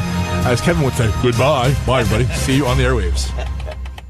The views expressed on air are not necessarily those of WHPC, its management, or Nassau Community College. Responsible opposing viewpoints will be considered by emailing them to WHPC@ncc.edu or by mail at WHPC 1 Education Drive, Garden City, New York 11530. Thanks for listening to the voice of Nassau Community College, 90.3 WHPC.